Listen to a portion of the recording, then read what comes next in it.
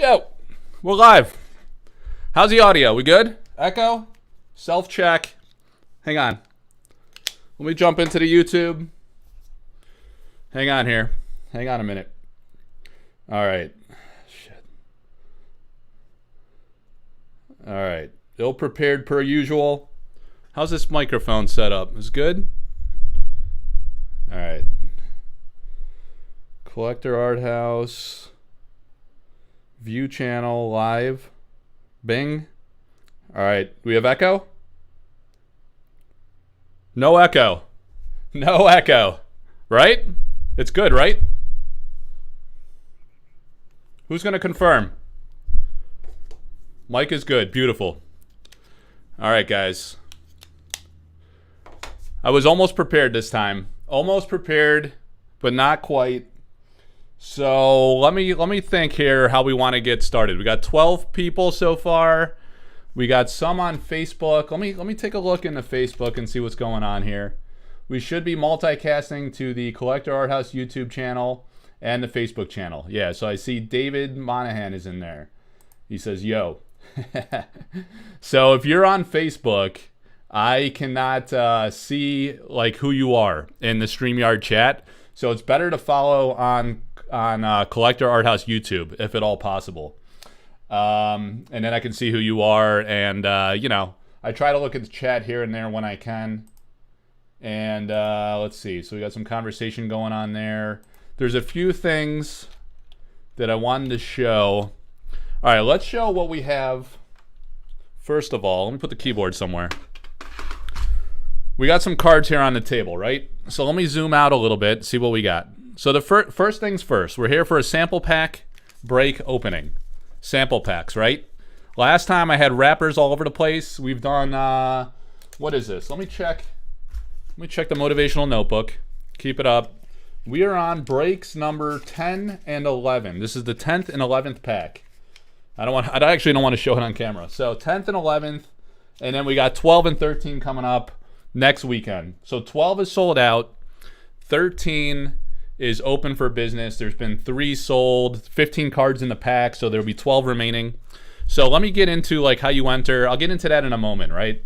What I wanted to do first was talk about sample cards like we typically do. Talk about the different pack variants. Oh, actually, I got a funny idea for that. So I'm gonna need another wheel of names for the pack. Let me launch that up on the other screen here. No. Wheel of names. All right, so we're gonna need 3 wheels today, and what we have is 2 packs left from the United Kingdom, and we know that because the European packs have this sticker on the front. Germany actually ends up being the same way. So I have 2 more US. Let's see how many packs we have. 1, 2, 3, 4, 5, 6, 7, 8, 9, 10, 11. 11 packs here. International pack variety. So we have 2 from the UK. I have 2 more from the US that actually should be delivered today. And then I have some verbal agreements, let's say, from a couple of Germans to get some more. All right, so we'll have German packs coming. And the UK and German packs have the barcode sticker on the front as shown. GQ SCR04, UK and Germany, 2 of those. Then, let's see here. All right, Canada packs. Canada packs have the void sticker on the front, no barcode on the front, no barcode on the back. So we have 2 packs from Canada. Then we have 1, 2, 3, 4, 5, 6, 7 packs left from the United States. These 7 were from my Avatar of the Realm top pledge tier in Kickstarter. Hey, Kyle, what's up, man? We got Cosmic Seeds. I guess I should address the... I appreciate you guys jumping in early here. We got Cosmic Seeds, Shadow Cloud, Eric Orth, JC. JC, baby. All right, I don't know. I think let me think here. I've seen that avatar icon before. JC. Indescript name. You know, this often happens. We have people on Discord, Facebook, Patreon. What else is there? Those are probably the primary socials, and different names all over the place. Oh, PayPal. So people will PayPal with yet a different name. We got some guys that carry around 4 or 5 names across the socials. It's absolutely maddening. All right, so we got JC, Cosmic Seeds, I think I said, Eric, Facebook user, which was, I forgot already. Muleman? I think so, based on the icon. Adam Spittler, intro clock is ticking. Yeah, I promised him 30 minutes for the intro. We'll see. Guten Tag. And another Facebook user says good morning, and JC's initials. All right, so we got, maybe that's Jimmy Conway from Discord. I don't know. And Casino. All right, so we got the 2 from Canada. I talked about that, right? And we got the 7 from the U.S. 1, 2, 3, 4, 5, 6, 7. These are the U.S. with the barcodes on the back. All right, get focused here. I just clipped my fingernails before the stream. Always do that, guys. If you are a content creator, or if you're on YouTube, period, at all, however you identify yourself, have some self-respect and clean it up, all right? Well-manicured nails. So you got 7 from the U.S., 2 from Canada, 2 from the U.K., 2 additional on the way from the U.S., and then we'll see what we could do with the Germans, guys. All right, so there's your sample packs. There's your provenance. And today we're going to do 1 from Canada and 1 from the UK. And let's have a little look-see at some things. All right, let's position this camera a little more professionally. All right, so various things here. 2 artist proof cards. Can anyone guess who these artist proof cards are from? I've shown them on the channel before. Look how godly these painted proofs are. This is the painted side. It looks like that could be printed. It's so incredibly detailed and amazing. Mike Pelly, what's up, man? So 2 artist proof cards. Someone take a guess at who these are done by. Hurry up now. We're on the clock. 30 minutes. I got 30 minutes for an intro. People got things to do today. Not me, but other people. No one's guessing. Is there a delay? Who is guessing which artist this is? Not a single person. Talking to myself. I hear kids lurking. Let's get serious. No guesses? All right, fine. We'll come back to it. I don't know if my chat's on delay or what the hell's... Liz Danforth. Okay, we got a Liz. Maybe there is a delay. We got Elvira. Think about... Pelly knows. All right, it is Francesca Berald. All right, so what we have here is the amazing Unland Eel. Really cool signature by Francesca. And then Polymorph. So one of these, and I won't spoil it because Francesca is going to do her monthly newsletter pretty soon here. We just talked about this in the last few days this week. She is going to announce which one of these is going to be coming for auction next weekend. So look out for one of these. She'll tell you the story of the concept and why she did it like she did. But only 2 from Francesca. And Francesca's artist proofs come very far and few between because she's very heavily commissioned, both for sorcery and like tons of other RPGs, TCGs, D&Ds, MTGs, all kinds of things. And maps for all types of games, board games, all types of stuff. So she's extremely busy. She only did, 4 artist proofs? I think we auctioned 2. They were pretty popular. They sold for like around $1,000 or so. I think the Eric's Curiosa did even better than that. Obviously, that's a massive card. And it was the first one offered. So 2 from Francesca, and who knows when we'll see more from her. She fits it in when she can, but it's very, very rare, very far and few between. 2 Braum cards here. You know? 1993 Guardians TCG. The infamous Braum from the top Curio and Alpha. So I think people cleared out eBay on those. I bought these 2 on eBay, and then I couldn't find any more. Some other guys were saying, after I showed it on the channel, they went nuts, and they cleared it out. So you got those. You got this little thing. Shout out to Flights 2 Games. Great store up in Albany, New York. I'm from upstate New York, so I support stores from New York. And all over the country and world that support sorcery. Just wanted to give him a quick shout out. He made this pretty sweet card here. This is a Marta Molina commission, and he called it Quagmire. Ironically, I think he called it that before he knew that there was an actual Quagmire in the set by Kyle Calazans, and Kyle's with us here today. I saw him on chat. So that's pretty cool. So this is another, not for the game, but for his stores, like a promotional thing. He did his own homegrown card for Quagmire, and it's Marta Molina artwork. So he commissioned her for a painting, and then he made his own homegrown card out of it. Let's see what he came up with here. An exceptional sight of swamp and sloth. Sloth? Slough? Sloth or slough? Something like that.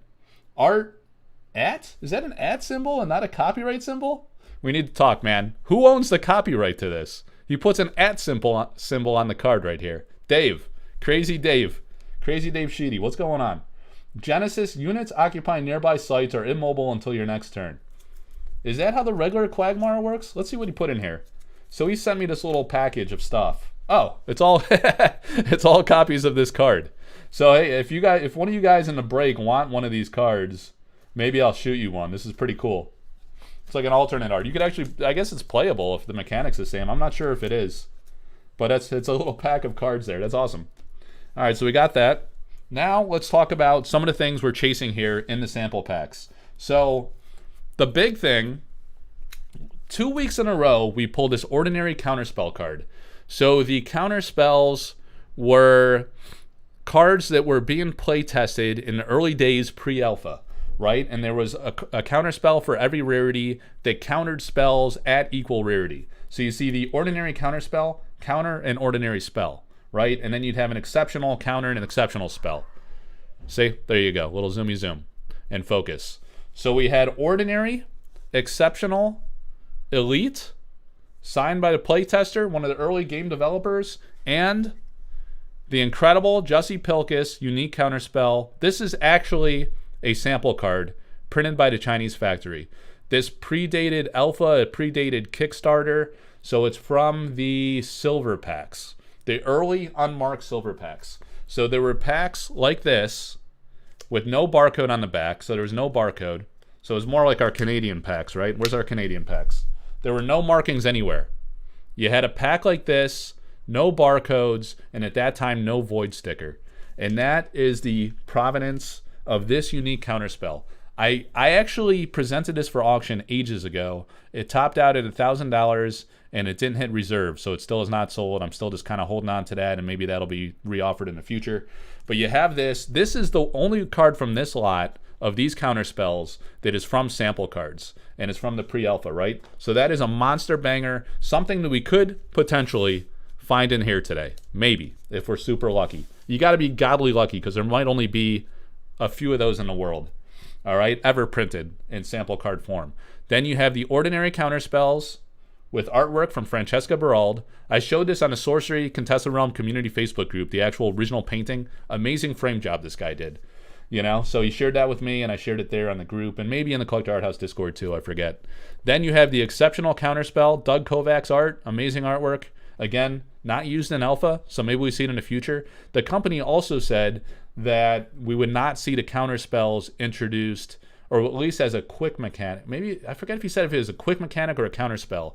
I think Simon had mentioned that will not be introduced in Arthurian Legends either. So maybe they're still working that out. Maybe they're still debating whether they want to have that mechanic at all in the game. But this one here is a... Oh, hang on a second here, guys. Morning, Mike. Did you put... I'll deal with that later. Never look at your smartphone during a live stream. Elite Counterspell, Margaret Organ Keen. And why a signature? So this was from the early developers, early on, home printed, at home, very rounded quarters. You see how rounded those corners are compared to a regular sample card? Much tighter rounding, right? You see the difference? Very subtle, very large. So these were home printed, early playtest cards from one of the first developers that the company hired onto the project, right? That's what all of these are from. So they're not Chinese factory printed, but they're pretty interesting historical relics nonetheless. Same for these beauties.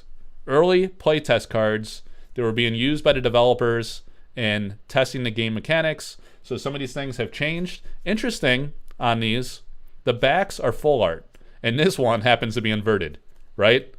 So it's not the camera playing tricks on you, it's upside down.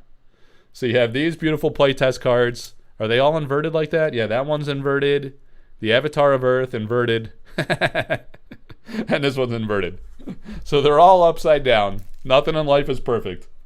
But those are a beautiful set of the elemental avatars.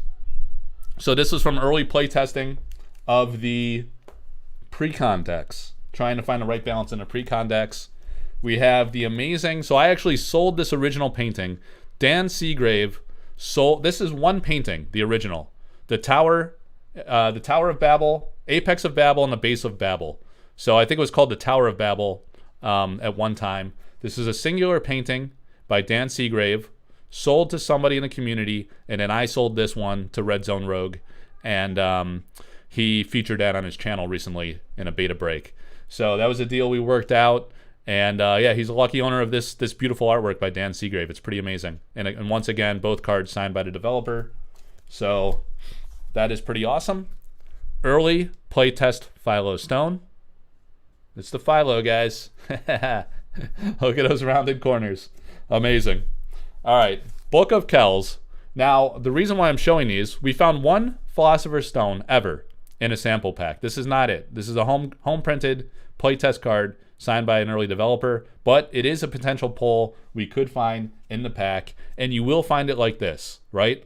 With this grammatical or spelling type error. The unique relic is the Magnus Opus of Alchemy. That is what the sample card says. What the alpha card says is the Magnum Opus. It should say Magnum, not Magnus. So that's pretty interesting. So that, that's evidence. This is an early homegrown, home printed playtest card, and that is the print file that was used for the sample card print production, and that was later fixed before it went to alpha print. So an interesting piece of history there. And then the beautiful, amazing Book of Kels. I reached out to Francesca, got some insight on this one, and I wrote a behind the art feature on this Book of Kels. And you see this is marked here. So again, an early development card. Some of these had some writing on it. And this one, it looks like they were playing around with the casting cost. I think it ended up being 0 because one of these was pulled as a sample card. Red Zone Rogues pulled it in his 12 packs that he received from the company in the early days. He ended up selling that to a community member, and then that community member worked with me to auction all of those cards. I sold them all through my auction system well over a year ago. So super popular. These early sample cards are amazing, and that is a card we could potentially find in the sample cards. All right, little diversion here. Where's Mama? Go find her. You gotta find her. We got company, boys. All right. So, little diversion from the sample cards really quick. We have another artist proof card. How do you know this is an alpha artist proof card? Because it has square corners. See? Not rounded at all. Square corner print. And this was the only one done so far for the Avalanche Dryads. And it was used in a giveaway. Whoa! Hey! Hello! All right. Go talk to Maddie and Jack and give them a call. Ask Mommy for batteries. See? Look, no batteries. Look, no batteries. All right, go get some batteries. All right, we're good. We got trouble, guys. We got trouble. The Avalanche Dryads. I did a big giveaway at the beta release. In my beta, I sent her off with a walkie-talkie. We'll see how long that lasts. All right, so I did a giveaway of this card, right? Look at this beautiful painted artist proof by Elvira Shagarova. Number 2 of 25. She's keeping the number 1s. So this is the first one she's ever done. Gorgeous artwork. This will be offered in a giveaway in the future. Not today. We're taking up too much time. But I will include this in a giveaway in a future live, and I'll figure out how to do that. I'm actually running a kind of a community engagement type thing on the Sorcery Contested Realm community Facebook group, where I'm asking people to share a picture from their collection, like their favorite artwork, or it's a celebration of the artist and the art of sorcery. And I'm asking people to share what is your favorite artwork, show it in a painted original painting, an artist proof, a print. It doesn't have to be something you own yourself. It could be something you've seen on the social medias or on their websites, whatever you want. Just post it there in the Facebook group. And then what I'm going to do is put all those people on the wheel of names and do giveaways. I might just let it run like all year long, honestly, and just do giveaways throughout the year randomly at different times when we have fun live events, and just give a bunch of stuff away this year. All right, so this one will be re-given away. Why do I still have it when somebody won? Because the guy fell off the face of the earth. So I tried to hit him up. I messaged him many times, and I was like, hey, man, you won, and what's your address? Let me ship this to you. Never got back to me. So it's still available. Finally, I was like, hey, I'll give you one more week. If we don't connect, I'm just going to have to offer it again to the community. I don't want to hold this hostage forever. So here we are. It's going to be re-offered. All right, so beautiful card. Now let's talk really quick. What are we, 19, almost 20 minutes in, so we got to get serious. Let's talk about the historical development of Eric's Curiosa. And I have different variants here. The first one I'm showing is one of the early print tests. very, very, very early. So there was someone that I ended up connecting with in the community, and another friend of mine in the community. I don't know if he wants to be named, but he actually sent this to me as a gift from the same person that we were able to acquire some of these from. So these were the first ever cards printed by Eric and used for playtesting by the developers. And that's why you see it's in rough condition, right? They were literally playtesting with this. You can see all the edge wear and stuff, like the olden days in the 90s when we wouldn't sleeve anything up, we'd just play the game, right? So this is the early card design, pretty rough cut, you know, around the edges. And it's not Spellcraft, right? But it was acquired from a similar source that we got the Spellcraft from, but there were also these cards that were just used for actual playtest purposes, right? So the mechanic was different. Summon in a corner void. When the Curiosa is picked up for the first time by an avatar, that avatar's owner draws 3 spells. This destroys the Curiosa. And then the design was dramatically changed just ahead of Alpha, which was very cool. So one of the first ever printings of Eric's Curiosa. Not many of those are known to exist, so that's super fun. And then getting back to the home printed playtest cards by the developers, we have 2 of these, and you can see like on a home printer how the color saturation is so dramatically different, you know, and it actually says playtest on there from the print file, right? So on this one, this was the print to play that was offered in Discord, so for people to try and play the game, right? And you see that this was the early days because it has the same card draw mechanic, draw to 3 spells, and then destroy the Curiosa.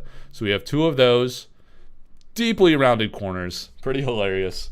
And then an actual alpha version. So this was one that I pulled on my alpha showcase event with all the artists in the early days, you know, one of the first breaks we saw for Sorcery Alpha, and it was pretty awesome. We had tons of cameos from the Sorcery artists. You guys got to go find it on the live section of the Collector Arthouse YouTube channel. So this is from it, and you see the mechanic change. Rip Eric's Curiosa to pieces, draw a card from your collection. So big mechanic change that shocked us all. And then one of the top 3 curios, I think, pretty unanimously in Alpha, I would say it's probably one of the top 3 curios in Alpha, highly coveted, one of the top cards in the game, your Eric's Curiosa Curio sketch card by Francesca Berald. And again here, I did a behind the art feature. This is one I actually own, so it's not going to be auctioned or anything. I very rarely sell my own stuff. I am a collector at heart and an art enthusiast. So, you know, the sketch cards resonate with me. The curios, because I'm a historian of the game. I really love the history of the game. But, you know, super cool. The sketch card curio, had to have that to round out the collection. We have the first one of the copies of the first ever print of Eric's Curiosa with the old design. 2 playtest cards from one of the early developers. The Alpha non-foil variant, and then the Alpha Curio. The trilogy of Eric's Curiosa. So I probably need to get the Alpha foil, which would cost a fortune. And I prioritize acquiring and collecting artwork. So it may or may not happen. All right, make sure I'm not missing anything critical. I got a USPS pair. Whoa, wait a second here. Delivery. I got a delivered package. All right, I might have something precious on the stoop, my friends. Could be 2 sample packs. It could be.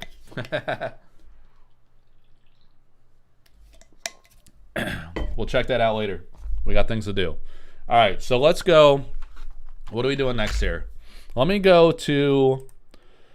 We gotta prep the wheel. What are we? 24 minutes in, right on schedule, baby. Never doubted it, did you? Did you? Listen, I need to acquire more. All right, we want to go screen 2. Want to share that up? Yeah.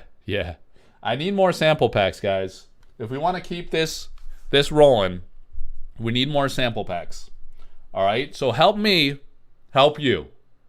Help me help you. Sell me your sample packs. All right?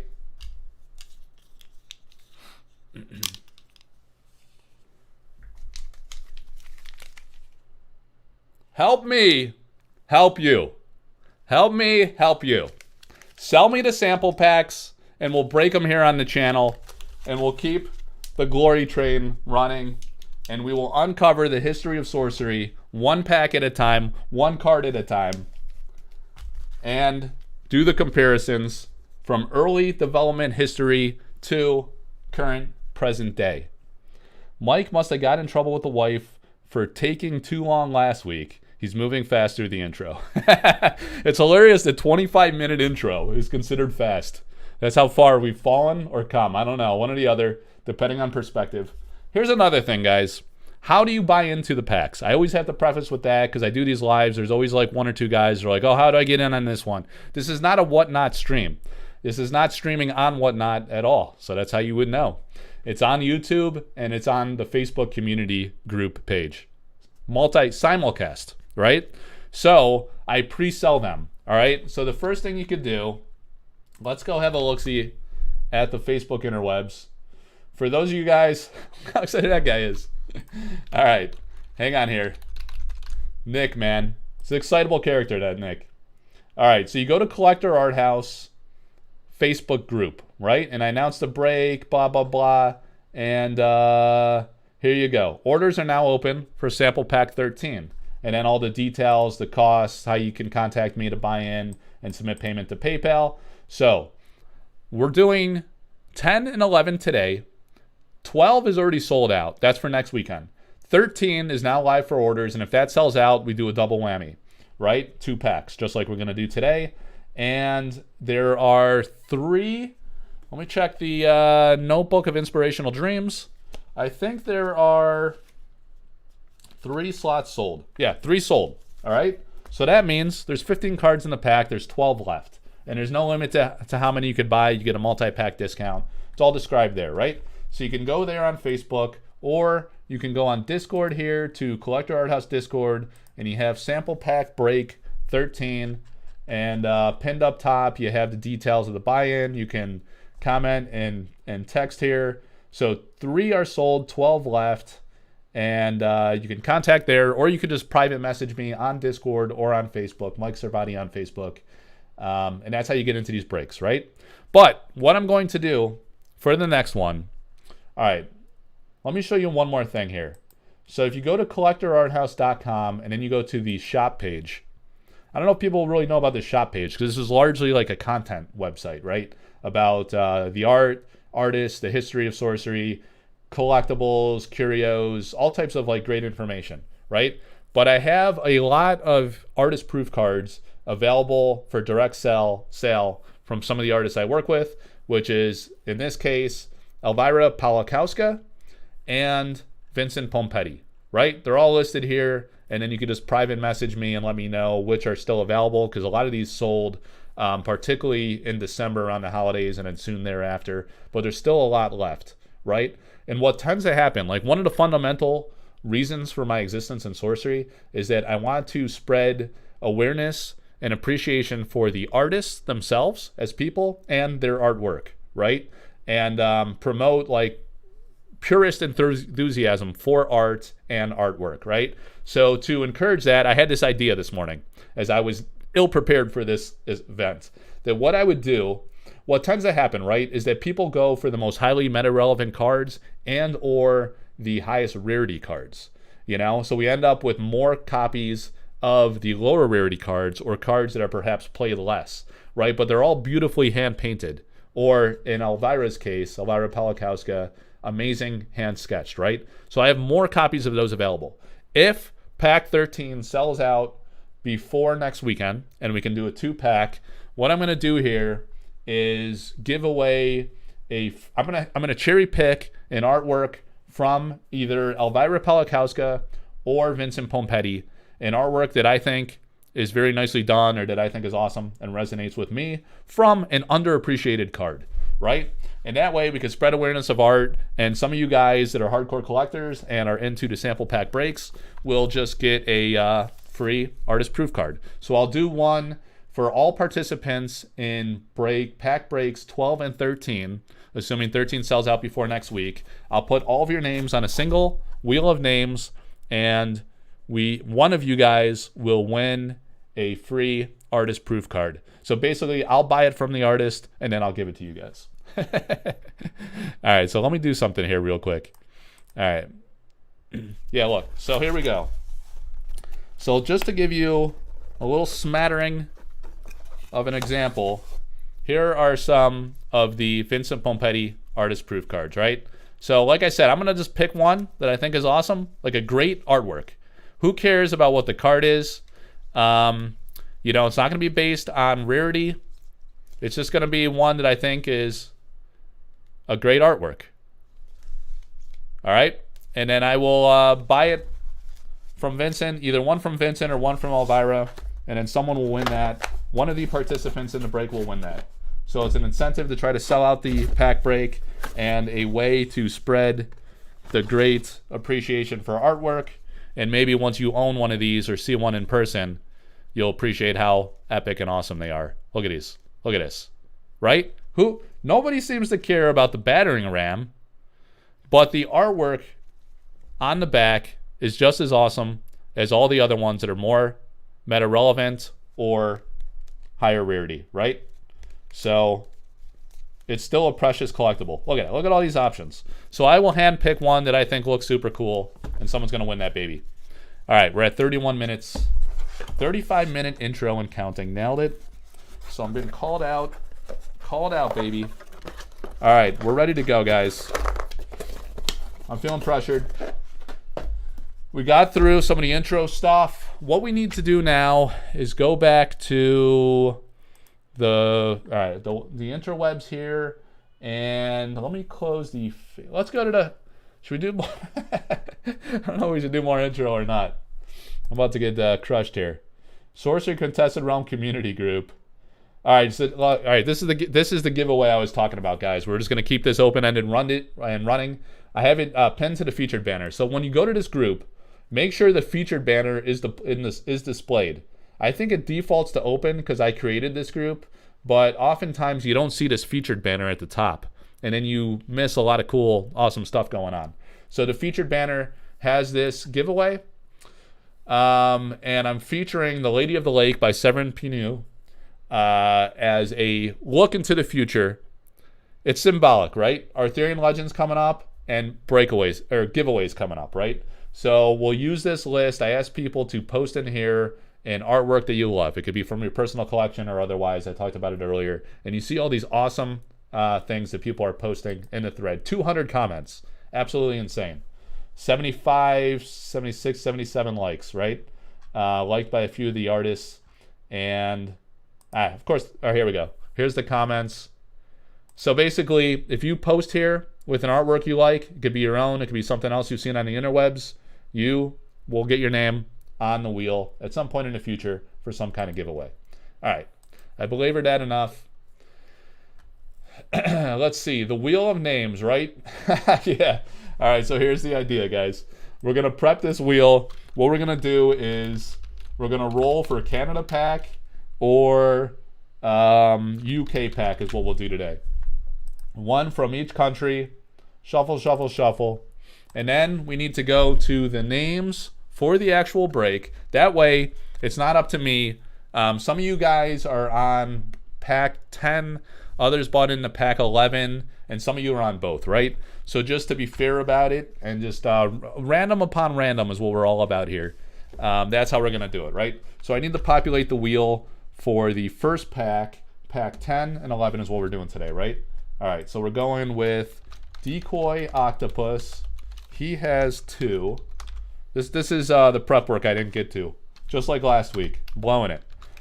Aquila Board Games. Now, Aquila, he posted that he was getting another wave. This is an LGS owner. That he was getting another wave of product in Europe. But I think it's part of that first wave, right? So that caused a bit of a stir. It was kind of funny because everyone's speculating over whether there will be 2 waves or not. Anyway, he has 2. A to the 4th. A4th, number 77, has 2. So these are Discord names, guys. That's why it's so insane. We got Booze. Booze for 1. Orth had 2. At least I got my label maker humming this morning. So the label maker was done. We got Pacatus. Ryan Anderson. This guy is a hero because I think that is the name he uses on Discord. And I don't have to go be a rocket scientist or a forensic FBI guy to figure out who the hell this guy is and what his shipping address is. Saves me a lot of time. Brian, again, a champion of the people. Uses his real name on Discord. Gotta love it. All right, so there's our 15 for pack 10. And then pack 11. Let's get this lubed up real quick. We got Ryan Anderson, again, is in on this one. What an MVP of today's break. He has 3 in the first deck. Ryan Anderson. 3 in the first pack, not deck. And then 2 in the second pack. All right, then we got Steve Green. Really nice guy on Facebook.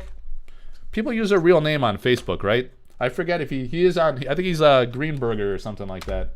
Greenberger? I posted his name in Discord, and he's like, Steve Green, that's me. So that's his Facebook name. We got Ace Spittler for 2. A-Bomb Spittler. Busting up homes, smashing your door in. DK, Octopus, baby. So Decoy had what, 2 in the first one? Octopus. All right, he had 2 in the first one. He's got 2 in the second one. So we're going to do a little copy-paste action on him. Oh, Pacatus has 1 in each. Diversification. Nice work. We got Joey Carresco.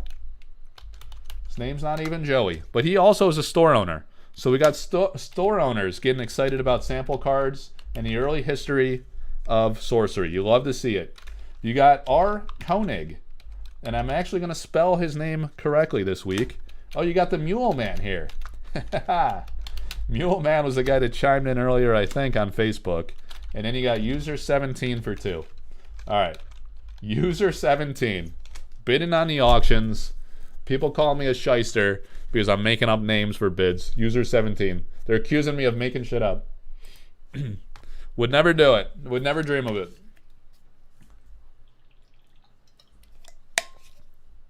Homer and some dog in the upper left corner. All right, guys, we're ready to roll. We're 37 minutes in, just like I told you I would be. Ready to get into it. Such a nice piece of art. Get worked, nerds, from a Facebook user. Maybe following the Curio Curator. Yeah.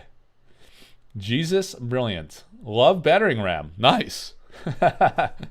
He loves battering ram. That's great. All of them have the same rarity, only 25. All right, so we must be talking about artist proofs.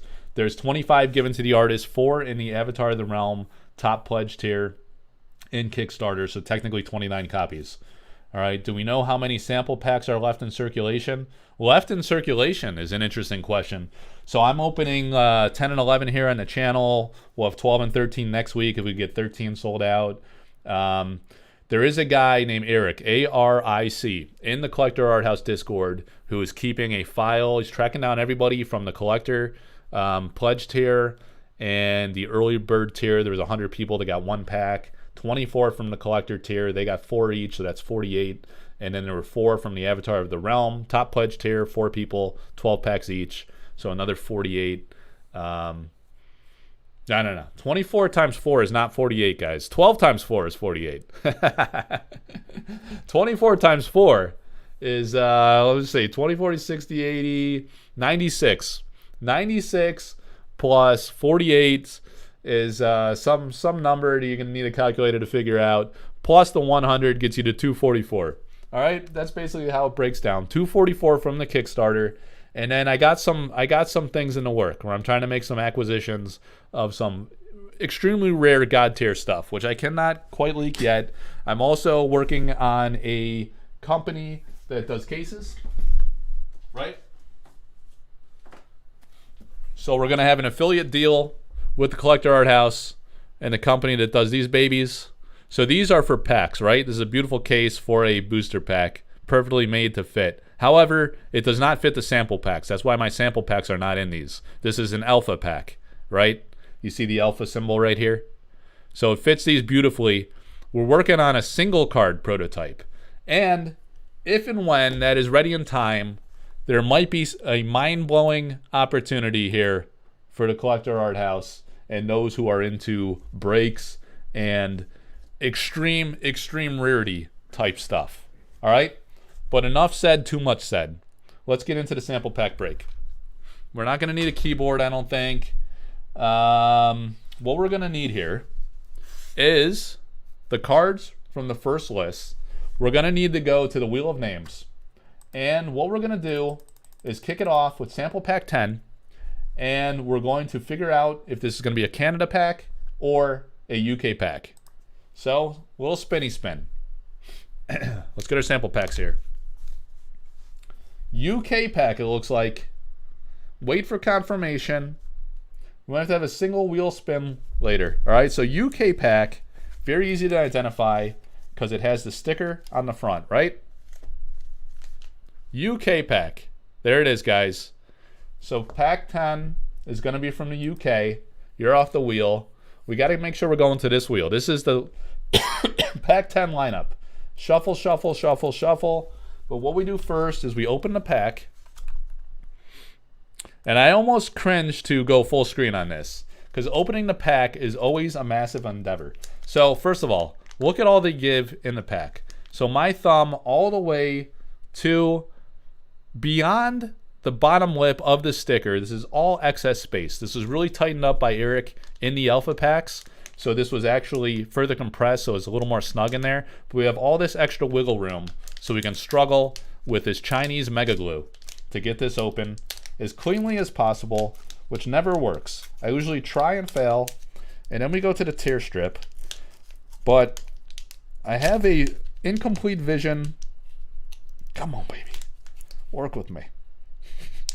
Of taking, yeah, it never works like that. All I do is crinkle the pack, and then I give up and go to the tear strip.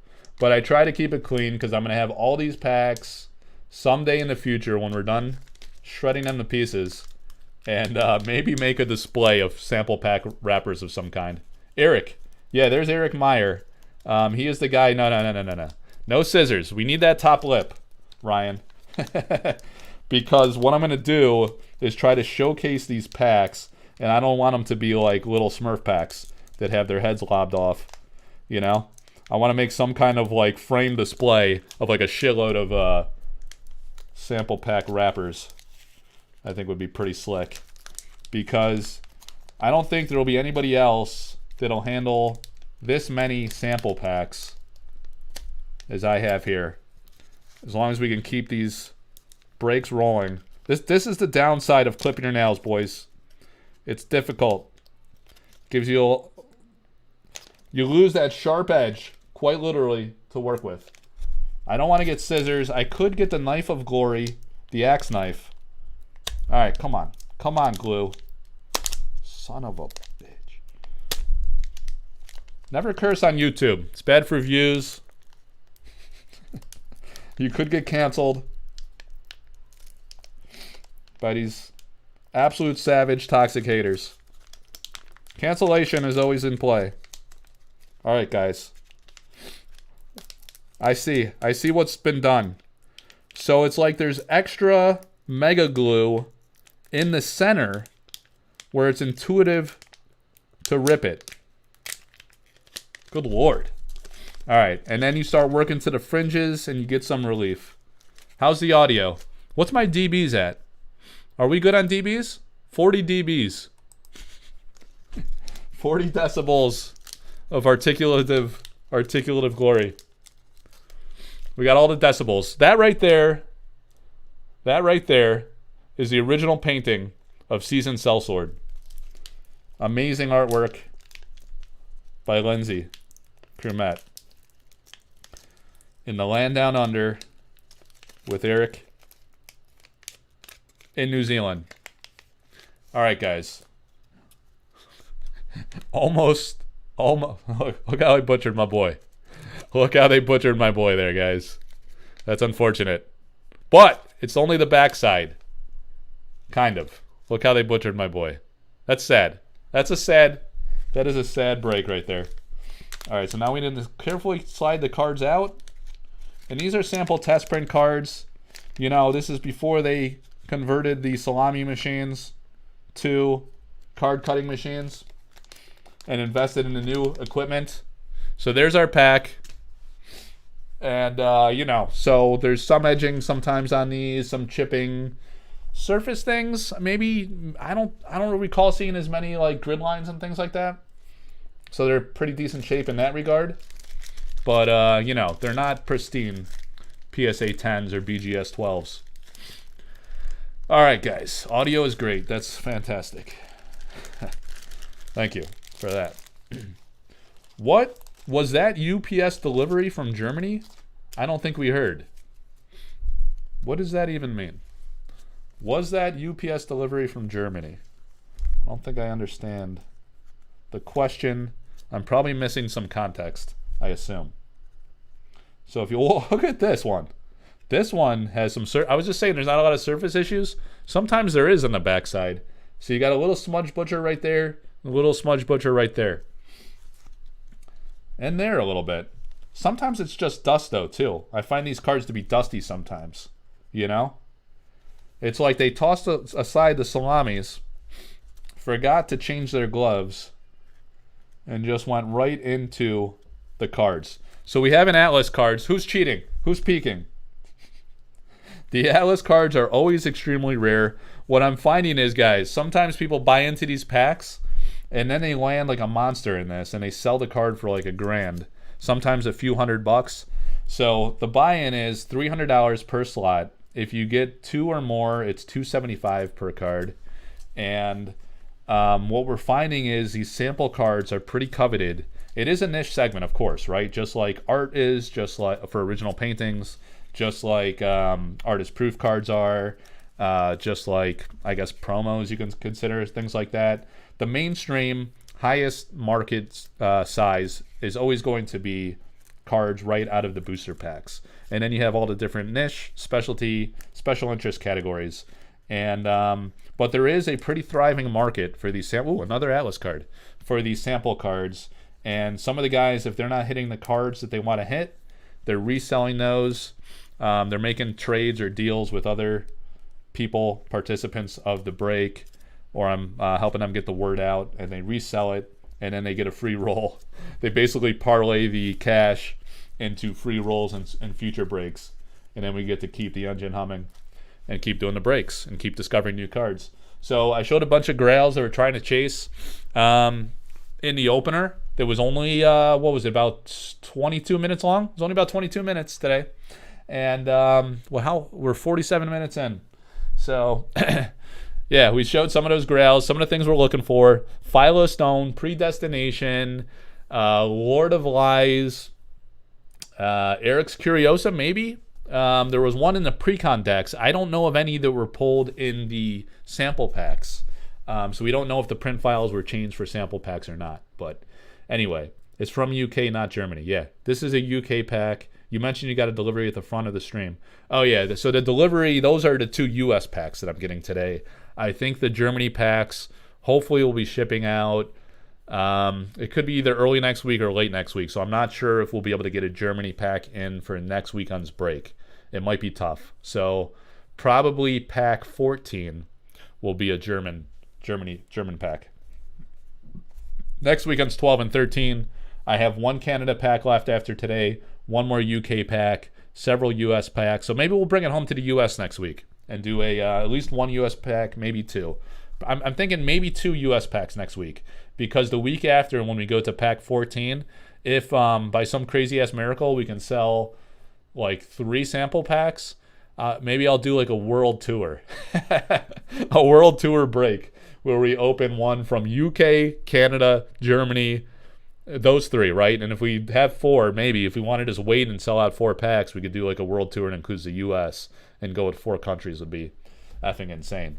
We'd have some from the North American continent, and then others from Europe. All right.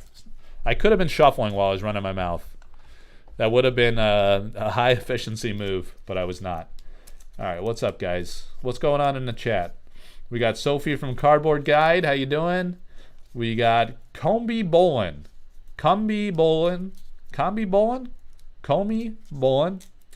Ryan Koenig, I think, was on earlier. Anthony Taylor. What's up, guys? Thank you for joining today. And Eric Myers, the guy that's doing the investigative God's work in the Collector Arthouse Discord. He's come up with a list. It's a Google Drive document. I don't know if we've made the document public, but he has all the data of who opened what, keeping an archive of all the high-end cards, exceptional, elite, unique, that have been pulled. But the interesting thing here is, guys, there are high-end cards that are of ordinary rarity. So it's really interesting. You don't necessarily have to hit the elite unique slot to hit the top card in the pack. Oftentimes, there have been other cards that are super popular, like in the exceptional. In the unique, it's kind of interesting. It's backwards. In the unique slot, you can pull the Elvira Shakarova mix cards. And then in the exceptional slot, you can pull the Melissa Benson gems. As we now know as the cores in Alpha, those are exceptionals. You also have Screaming Skull as an exceptional, as I recall. And you have the Counterspells at each of the rarities. So that's pretty epic.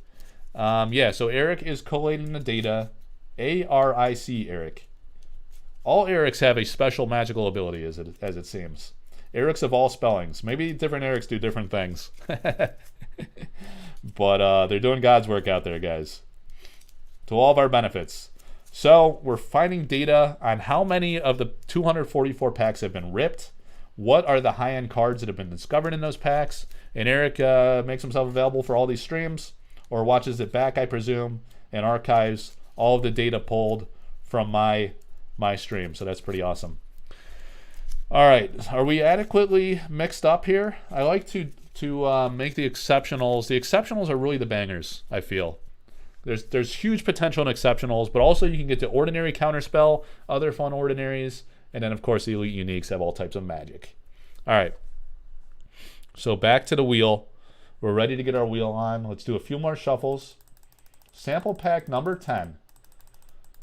Jumping around the wheel. 15 entries. Let me sort of have 15 top loaders. 1, 2, 3. 1, 2, 3, 4, 5, 6, 7, 8, 9, 10, 11, 12, 13, 14, 15. All right. Here we go. First one up is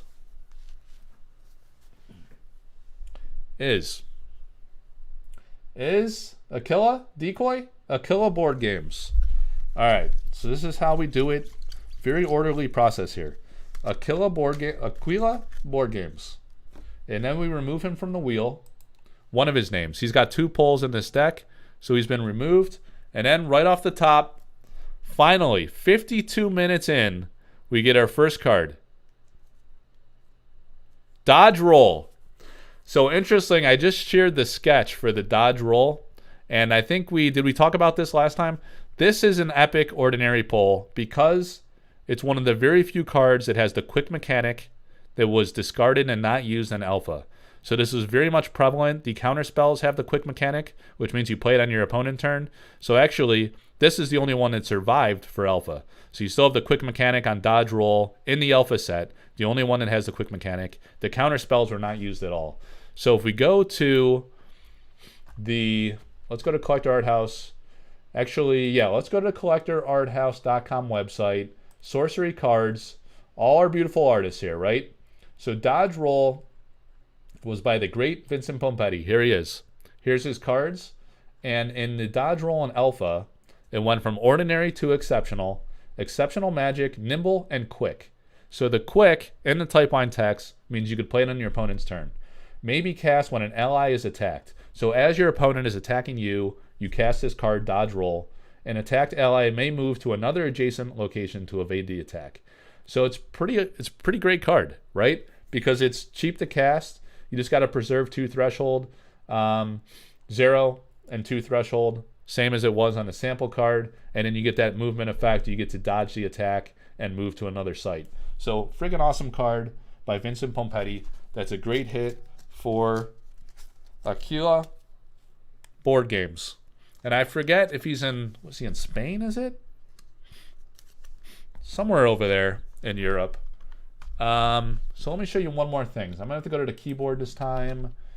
Should I go to, let's go to Facebook, right? Since so many of you guys on Discord absolutely despise Facebook, I'm going to show it to you on stream. So you go to the Facebook community group, you scroll down, Chaos Twister, man. That's a great, great card. So I did a post here the other day.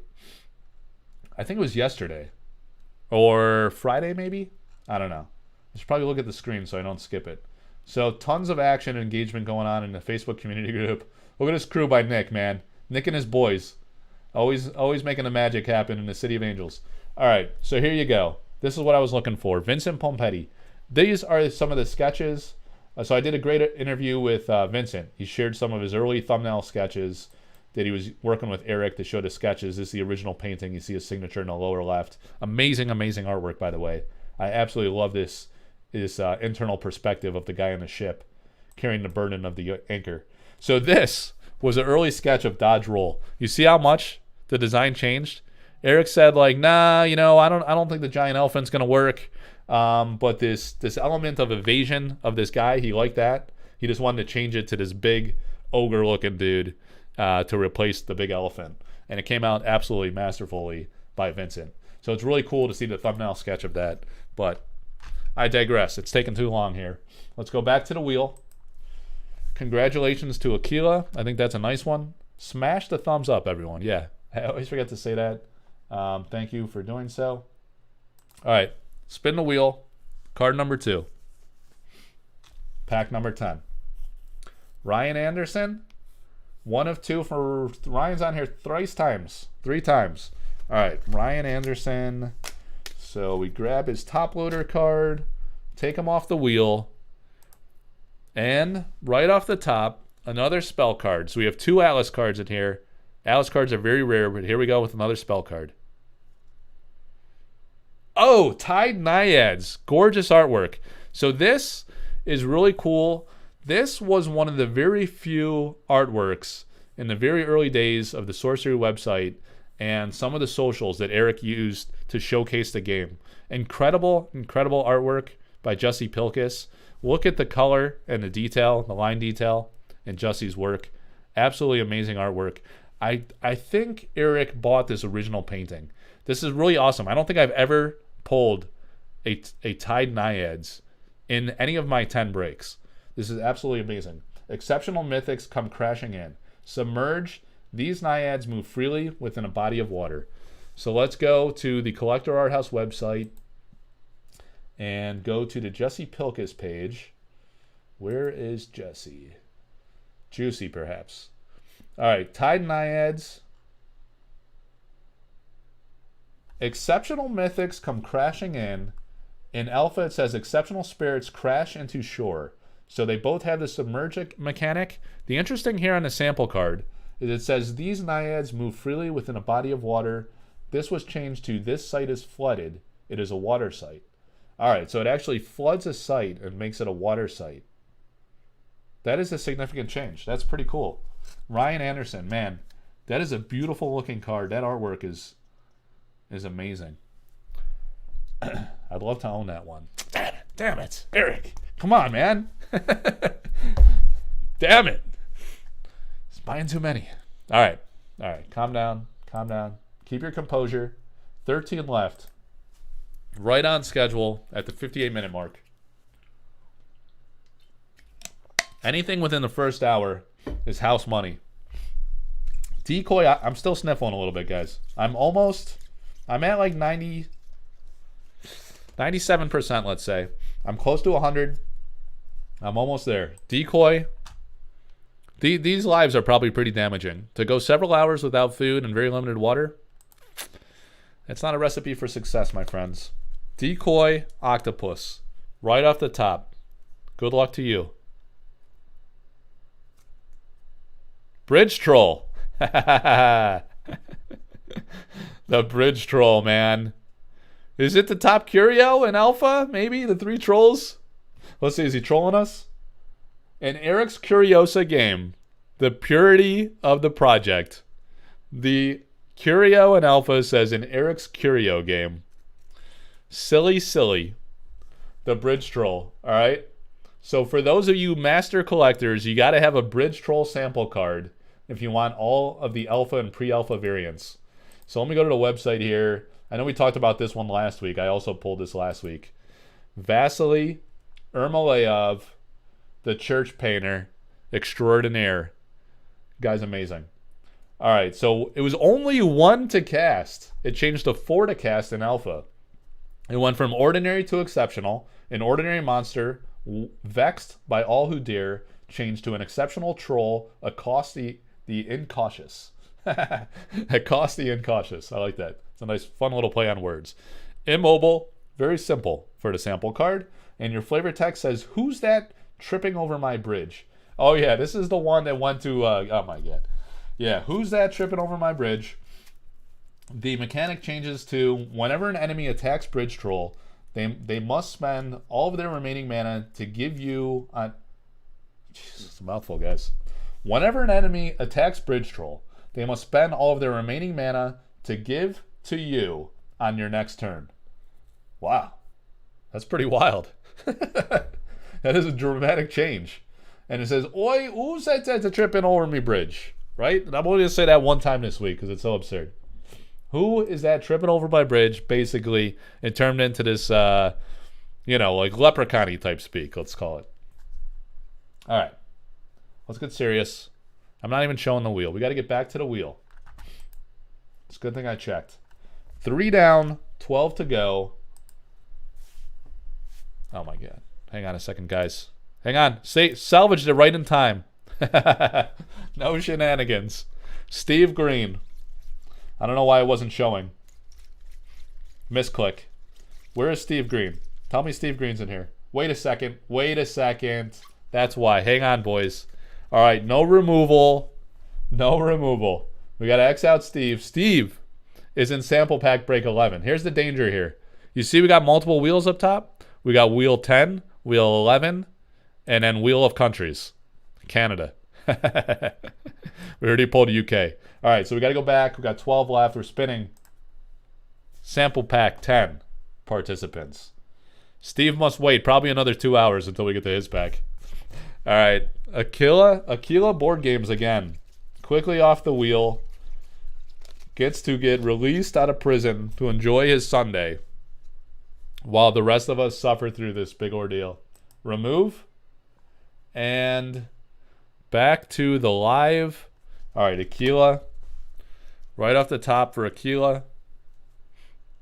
Did we hit him? Wait a second. He got the Naiads, right? Let me see here. No, hang on. Wait, what happened here? Oh, Aquila was the first one. He got the dodge roll. Yeah, dodge roll's nice. All right, Aquila. Oh, wow, Gilded Aegis. So this is a unique. So this is a real nice one. Real nice one because I own the original painting. So maybe we should talk, Aquila. Maybe we should talk. So the Gilded Aegis went from exceptional to unique, right? And the mechanic changed tremendously on this one, as I recall. So, an exceptional relic to save your skin. Genesis, the bearer of this Aegis. Oh, okay. Yeah, I remember now. The bearer of this Aegis has iron skin until the end of the turn. Bearer also has +1 power. So it has iron skin, right? Did iron skin survive into alpha? I thought they did away with that mechanic. So if I go to the website of dreams, collectorarthouse.com, and look at every Dan Seagrave artwork is incredible. So the Gilded Aegis, man, I don't think we've discovered many of those in sample packs. That is an amazing hit. Exceptionals are very, very rare. And it became a unique in the alpha set, so it's pretty awesome. Let's actually show. Let's flip to the website here, collectorarthouse.com. You go to Sorcery Cards, you go to Dan Seagrave, right? And then you land on this page. Unique armor and bulwark against death. If bearer is a minion and would die, instead fully heal and banish Gilded Aegis, right? So it protects a minion from death. You can't use it on your avatar, you can use it on the minion.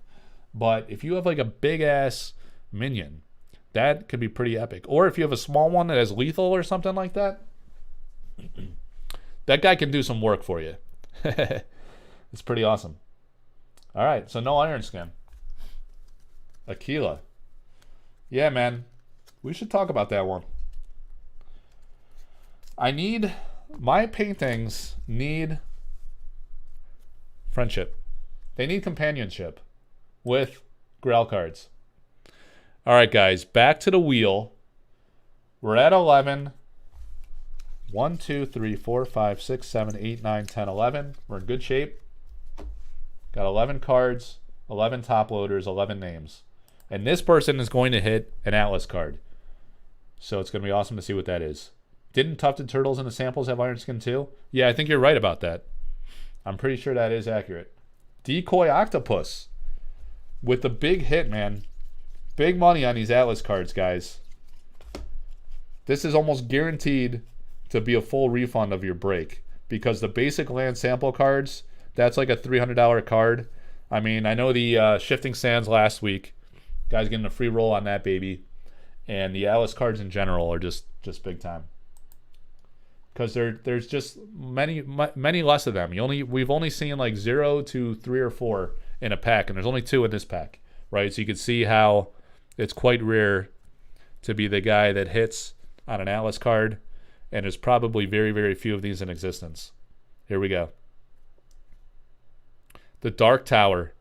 Beautiful artwork by the hero we don't deserve, Mikhail Nagypal. Mikhail is a legend. He did a snow version of this. It is absolutely mind-blowing. And he's just an amazing, super talented artist. Mikhail Nagypal. There's some guys out there that are collecting all the towers in artist proof form and sample form. And it's absolutely incredible. So the Dark Tower, an ordinary sight of haunting wind, changed to an ordinary sight of contemplation. I like haunting wind. I like that a lot. You probably should have kept that one. Sometimes no change is the best change. Or best lack of change. All right, Genesis. Gain 1 mana until end of turn. Change to, if this is the only Dark Tower you control, gain 1 this turn. All right, so that is a beauty. And when we go back to the website, guys, I have to show you. Let me show you something. Here. We go back to the website. I'm getting blown up on Facebook. All right, so you go to the Sorcery Contested Realm Community Facebook group. 3,400 people in the group. Awesome. Let's search for, is it Dark Tower still? Let me just double check that. I forget. Yeah, Dark Tower, right? Dark Tower. Let's do a search for that. There you go. Look at this artist proof painting that Mikhail did for Dark Tower. Look how godly that is. This should be an alternate art in the game. The Winter Scene Dark Tower. This was the 1 of 25. Guy is incredible. So every so often, Mikhail blesses us with a handful of his artist proof cards. He sends them to me. I run them through auction on this Sorcery Contested Realm Community Facebook group and the Collector Arthouse Discord. But just wanted to show that artist proof and give Mikhail his due respect. All right, so that was Decoy Octopus. We're back to the Wheel of Rolls. The Wheel of Names. And Orth? Orth for 2 in this one. So first one for Orth. He was in the chat earlier. Hopefully he's still there. All right, so I'm going to take Orth off the wheel. I'm going to go back to the Glory Cam and a spellbook card. Heat Ray. Oh, man. I don't recall, man, have I ever pulled a Heat Ray? What an incredible Jeff Easley artwork. What an awesomely flavorful sample card. These sample cards with the grid display are amazing because a lot of those were removed when we went to the alpha set. Man, this is a great, great hit. This is why the sample packs are incredible. Even the ordinaries have a ton of flavor, a ton of rich history. And I want to show you that. I want to show you guys that here. So if we go to the Collector Arthouse website again, you can go to the main page like I did the first time, or you can just go to the drop downs, and we're looking for Jeff Easley. Here he is. And Jeff Easley's Heat Ray. So it stayed in ordinary. Ordinary magic to keep enemies in line. The flavor of sample cards, man, was second to none. Some of that I just wish it would have stayed, right? So in the alpha it says ordinary magic of focused fire. So it's all this alliteration that they went to in the alpha cards. I guess Nick must be a poet and love the alliteration. But ordinary magic to keep enemies in line. Keep them in line. I love that lingo. All right. And it's like, all right, let's talk about this for a minute. All right. Let's go to the alpha card. It says that, I don't know if you could even see this on the screen. It looks terrible on my StreamYard screen over here. It says shoot a piercing projectile, deal 2 damage to 1 unit at each location along its path. Along its path, right? So you have tight correlation to the artwork. Let me see if it gets better if I... All right, that's a little better, right? So shooting a piercing projectile. Notice it's a heat ray, right? So notice the tight correlation between card title, illustration, type line text, and game mechanic. Heat ray, that's what the illustration's showing. He's shooting a beam, a heat ray beam, out of his fist to dice up these skeletons. Ordinary magic of focus fire, so it's shot in a focused direction. You're shooting a piercing projectile.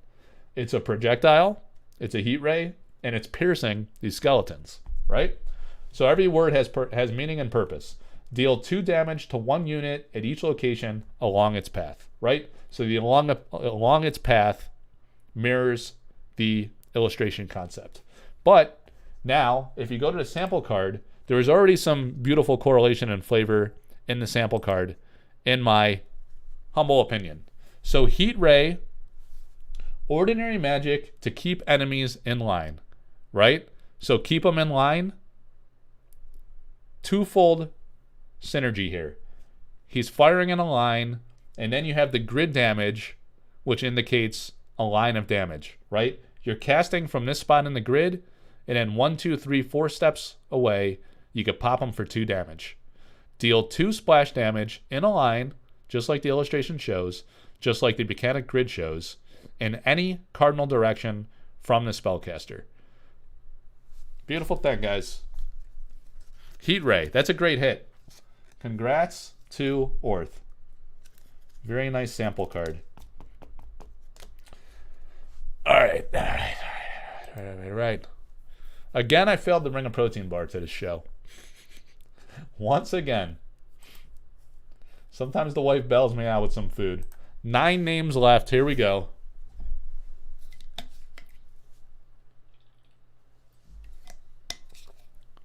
Who's it going to be? Oh, right on the fringe. Brian. Brian had 2. Right off the top.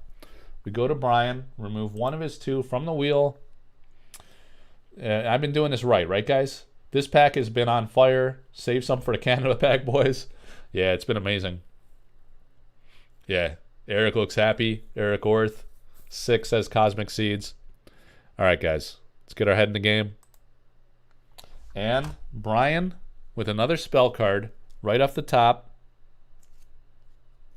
Oh, oh my God. The Mix Ignis.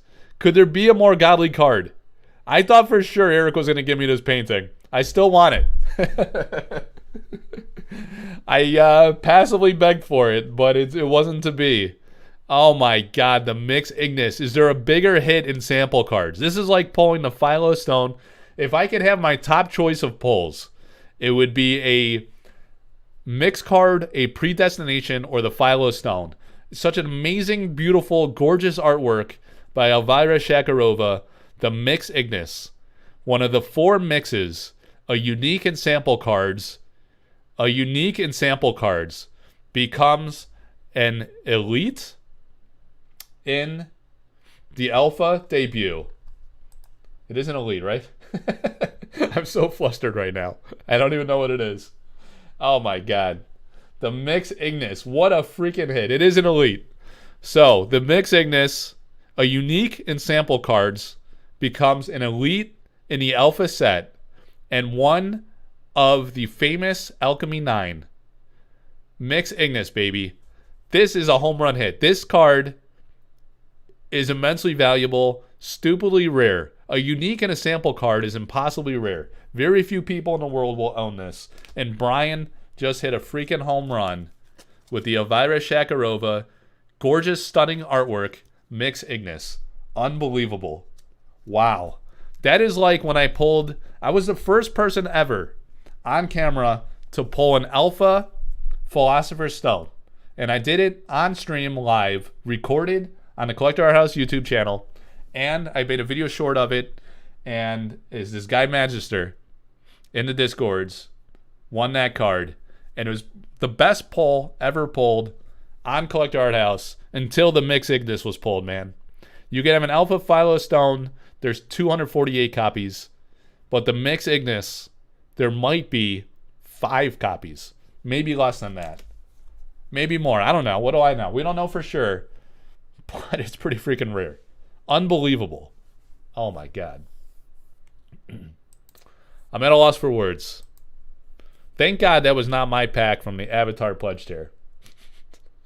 It's from UK, man. What a pack from the United Kingdom. Unbelievable. Brian. Congratulations, my friend. Is Brian in the chat? Is Brian even watching this? Wait a second. I think Brian messaged me and said he was not going to be able to make it live and he was going to watch it later. He said, just wanted to give you a heads up. I have 2 spots in 10 tomorrow. I won't be able to hop on and catch it live because of work. I'll check it when I get out of work. Then I will effing quit my job and become a sorcery addict. Brian, man, he's in for a treat later. I need water. I need it. Oh my God. Good Lord. The Mix Ignis. That's my favorite mix. It is my favorite mix from one of my favorite artists who I have the great honor to work with to help create awareness and appreciation for her godly artwork. The amazing Elvira Shakarova. Wow. Impossible odds. Impossible odds. I can't believe it. Oh my God. Good God. Good God. Is that the damaged one? No, man. It's not the damaged one. It's in pretty good shape. Yeah, you guys want to see the condition? That's why you're saying flip it over, huh? Alright. This is in nice condition, guys. There is some edging. There's always some edging on sample cards. It doesn't... Like, when you have a card this rare, you know, you're not looking to grade it PSA 10, BGS 12. It's fine. Because it's so rare, it doesn't matter. It just doesn't exist. It doesn't really exist. God. Maybe you want to auction it, Brian. Maybe you want to trade it to me. Maybe you just want to keep the glory for yourself. It's your world, my friend. You do what you want to do, whatever makes you happy. Congratulations. You paid $300 for a card that's probably worth well over $1,000. Easily. Unbelievable. Freaking guy. So lucky. Spin the wheel. Wow. UK delivers, baby. Oh my God. All right, Orth. Number 2 for Orth. I think I pulled, what, 2 exceptionals? We still got some magic to go. What a day. What a freaking day. Orth comes off the wheel. Back to the top.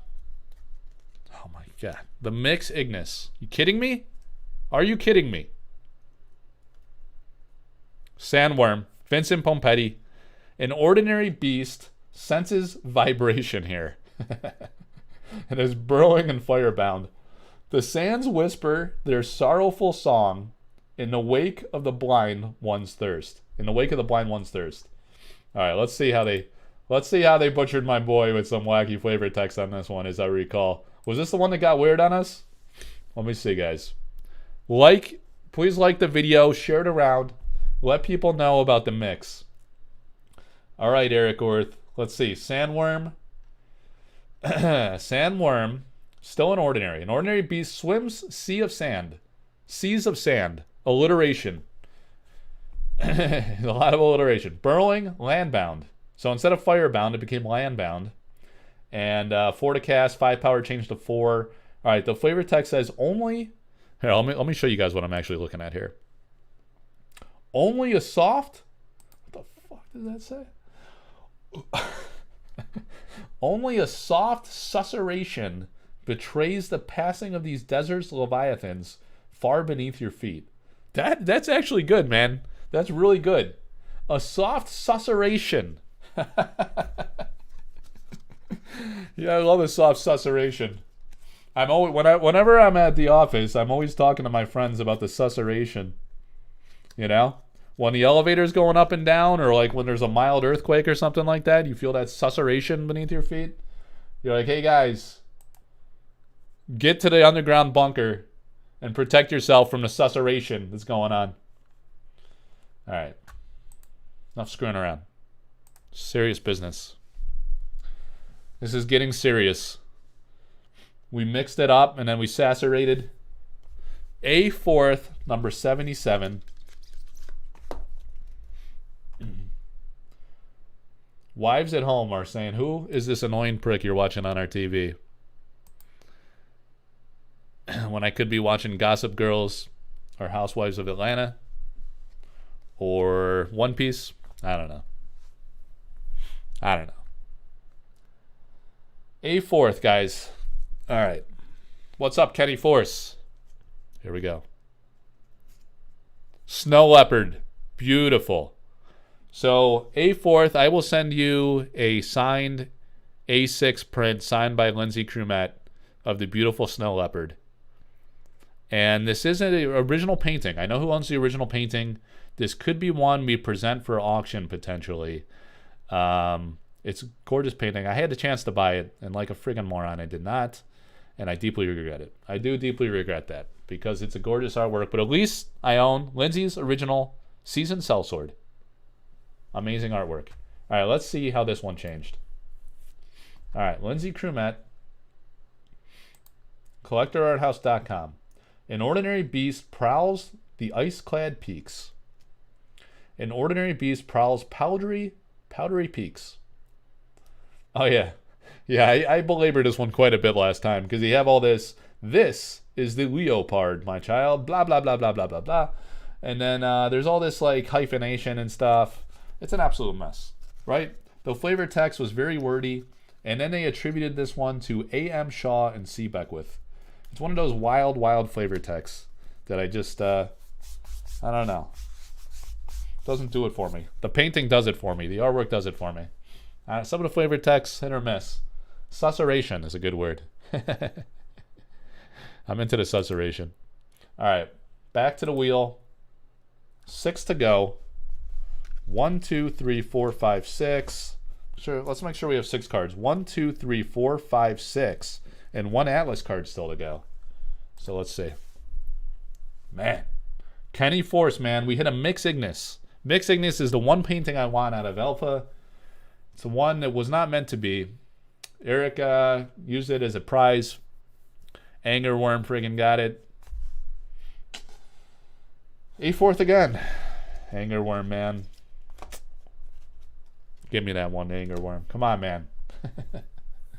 Work out a trade or sell or something. All right. A4th. What a day. What a day. The beautiful Plume Pegasus from the one and only Melissa Benson. I won't belabor this one. Go back to last week's break, and on the Collector Arthouse website, I did a behind-the-scenes look at the Plume Pegasus where I talked about the art concept and how Melissa Benson leveraged a concept for this from Magic the Gathering 30 years ago. And what's cool about this is A4th has some history with Magic.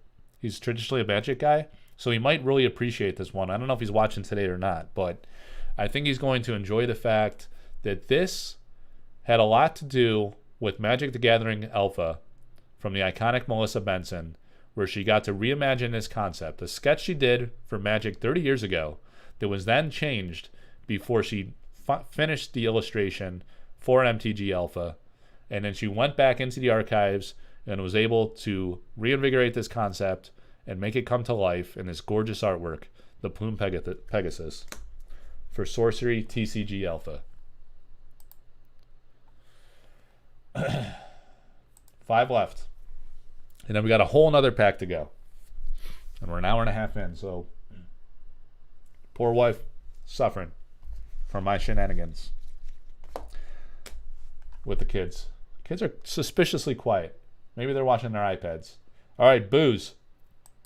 Booze has 1 in the pack. His one and only. All these guys are like, F you, Mike. I missed the Mix Ignis. I'm out. We lost some viewers. They're pissed. Here we go. Wall of Ice. Really cool artwork by Matt Thames. I don't recall pulling many of Matt's walls. Let's take a look here about how the Wall of Ice has evolved. Matt Thames. Matt's a guy that's into Magic. Interesting artist, different style. He did the beautiful rivers, and he did the walls, which are a real throwback to Magic the Gathering. So an ordinary aura of impassable ice. He used to say an ordinary aura of frigid resistance. That's cool. Conjure at the intersection of two sites. This wall extends one step to the left and right, and it blocks the movement of ground minions. Genesis, draw a spell. Wow. That is a powerful sample card. 3 to cast, right? So it becomes 2 to cast, and the effect really changed a lot in alpha. It says conjure atop the border of a site you control. Units can't traverse wall of ice on the ground. Wow, so a real radical design change for that particular wall of ice. Very cool. All right, back to the wheel. We got 4 names, 2 left for Ryan Anderson. Got 4 cards left, right? Yep, 4 cards, 4 cases. Ryan, all right. So Ryan had 3 in here. Take them off the wheel. And whoop. All right. Here we go. That's huge for samples, the wall. Yeah, the wall's pretty hot. Drown. Again, a painting I'd considered, but a little too sinister for the old wifey on this one. Drown. Ordinary magic of watery descent. Target minion on a water site is submerged. In the darkening deep they dreamed. Real nice flavor text on that one. Appreciate that. So the Drown is a very cool card as a sample card. Alan Pollock, great artist. Real masterful artist. Look at his artwork, man. Just take a look at the page. So refined, such high quality. A lot of the other artists I talked to said they really admire Alan's work, and they just really respect his talent and the detail that he does. It really adds a lot to the game. Really incredible. All right, so Drown, ordinary magic of downward descent. So a change from watery descent to downward descent. Submerge target minion or artifact if able. So the submerge effect. Yep, pretty integral to the water decks. And this was Ryan Anderson, correct? So Ryan, really nice Drown card. And there's no flavor text on that anymore. In the darkening deep they dreamed. I like that. That's a beautiful flavor text from the alpha card. Or the sample card, excuse me. All right. All right. Back to the wheel. All right. So Brian, Ryan, and Pacatus are left. 3 cards to go. We still have an Atlas. So we still have a big hit because we have an Atlas card. All Atlas cards are huge. All right. Brian again. So we remove Brian. And there we go, guys. Right off the top with another spell card. Highland Clansman. Oh, man. Epic artwork by Truett Parrish. That is a banger. Too Fluent, once again, is going to liquidate his bank account to hit you up for this one. Mark my words. Go find him on the Discord if you want a full refund and free roll for the next one. Highland Clansman, man. What a great, great artwork. Ordinary barbaric mortals are at the gates. That is sick. Please tell me you didn't change that, Eric. Tell me that did not change. You can't do better than that. So don't try. Come on. Come on now. Ordinary mortals storm the gates. All right. I will admit defeat on that. Storm the gates is strong. Storm the gates. Losing barbaric is a little unfortunate. Ordinary barbaric mortals are at the gates.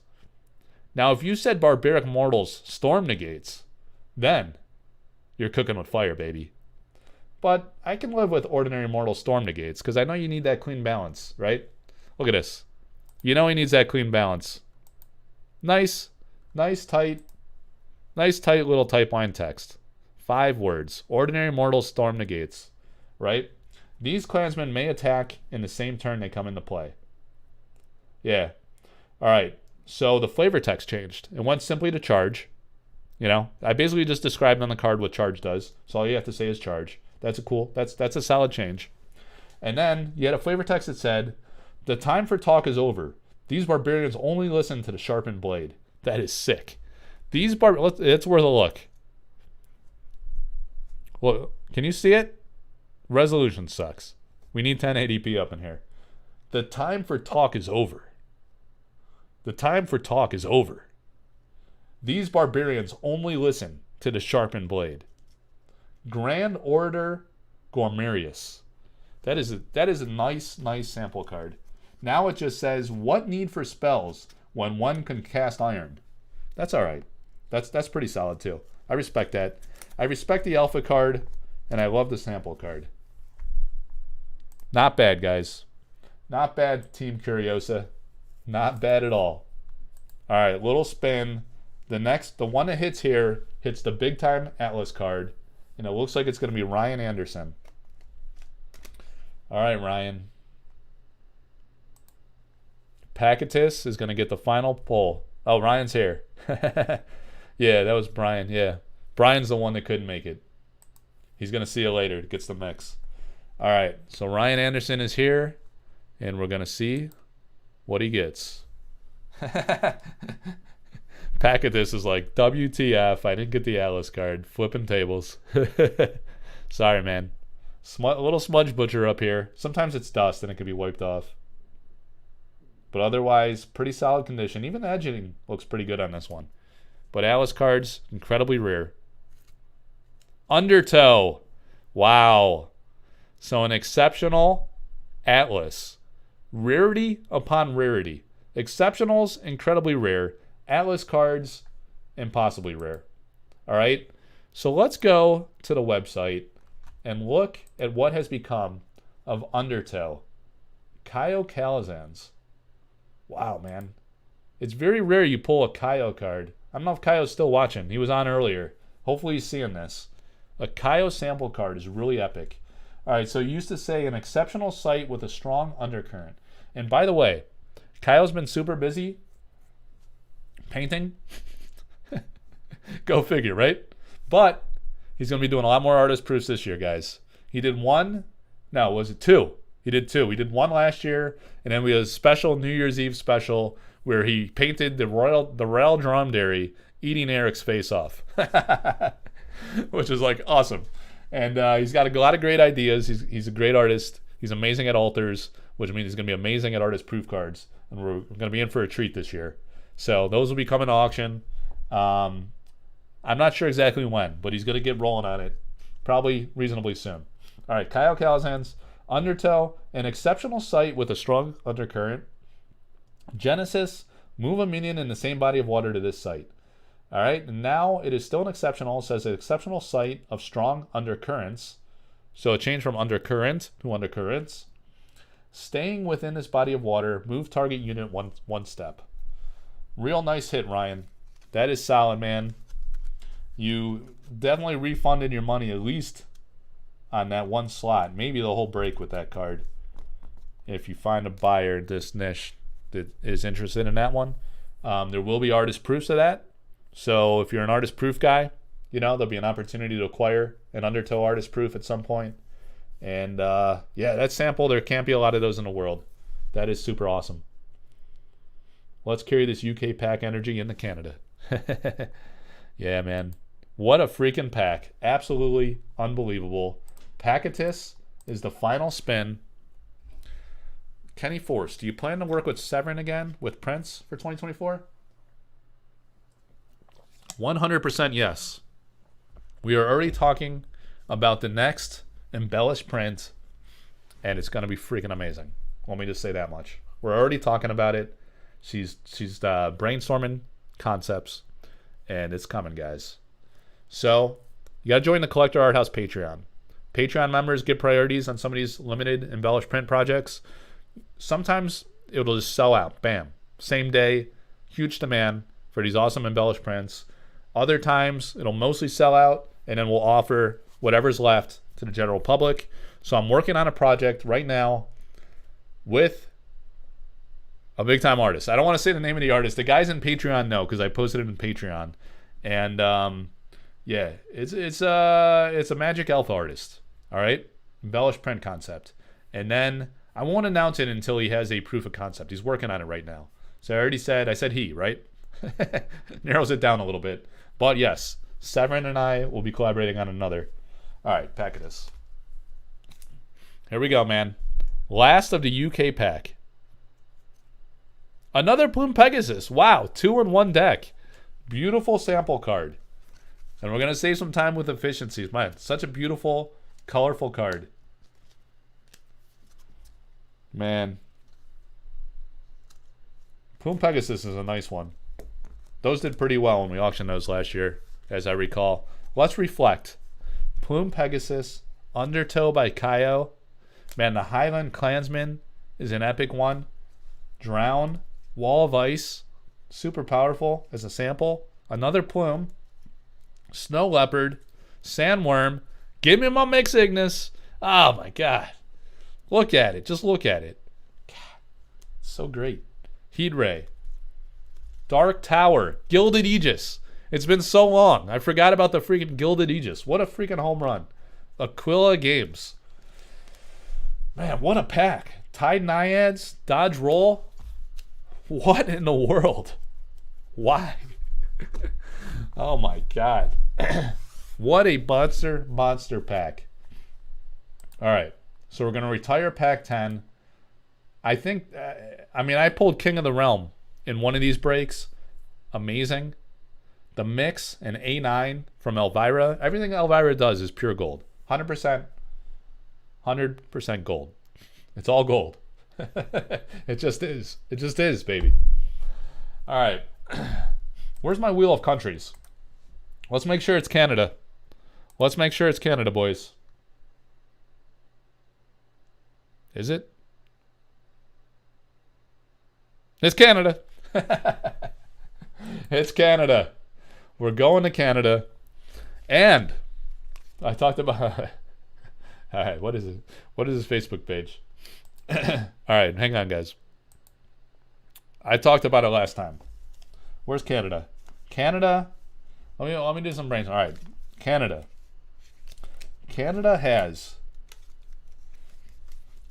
a void sticker on the front, and then it's shooting blanks on the back, right? Nothing on the back. That's how we know it's Canada. This guy here, I did full cases of alpha breaks. Too cheap, apparently, because they're freaking worth $1 million now. Like a year ago, right? Or none. It wasn't out a year ago. 6 months ago, let's say. Something like that, right? A while back. I bought multiple cases from this guy in Canada. I pulled the Alpha Philo Stone in the second case break. It was a box that was opened by customs. The case, right? The case itself, not the box. And, I was like, do you guys got a problem with this? Should we not open it? Should I keep it? Guys were good. We opened it. It had an Alpha Philo Stone. The first ever pulled on camera. It was here on Collector Arthouse live. And that guy was a collector tier backer. And I bought 3 of these babies from that guy. Same guy. So, do we have more of the Canadian magic in us? You know what? I'm not going to mess around. We're going to go tier strip. We're going to go tier strip and rip. Tier strip and rip. All right, little tear, a little poke. And then we try to shimmy our big ogre goon fingers into the little slitsy slit and peel back this Chinese mega glue in the absence of fingernails. Is this why some of you cringy tubers have those cocaine nails? Hang on a second here.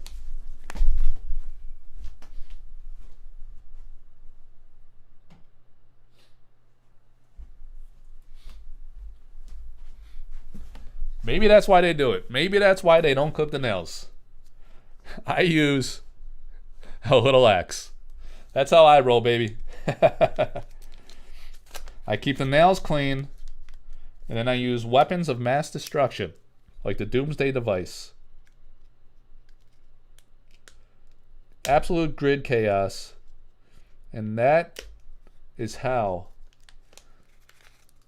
we break down the glue. Look at that, baby. Look at that. That is nice. All right. I got a little rip slit. The mega glue coagulates. Coagulates? I think that's a word. I think that's actually a word. Someone go Google coagulates.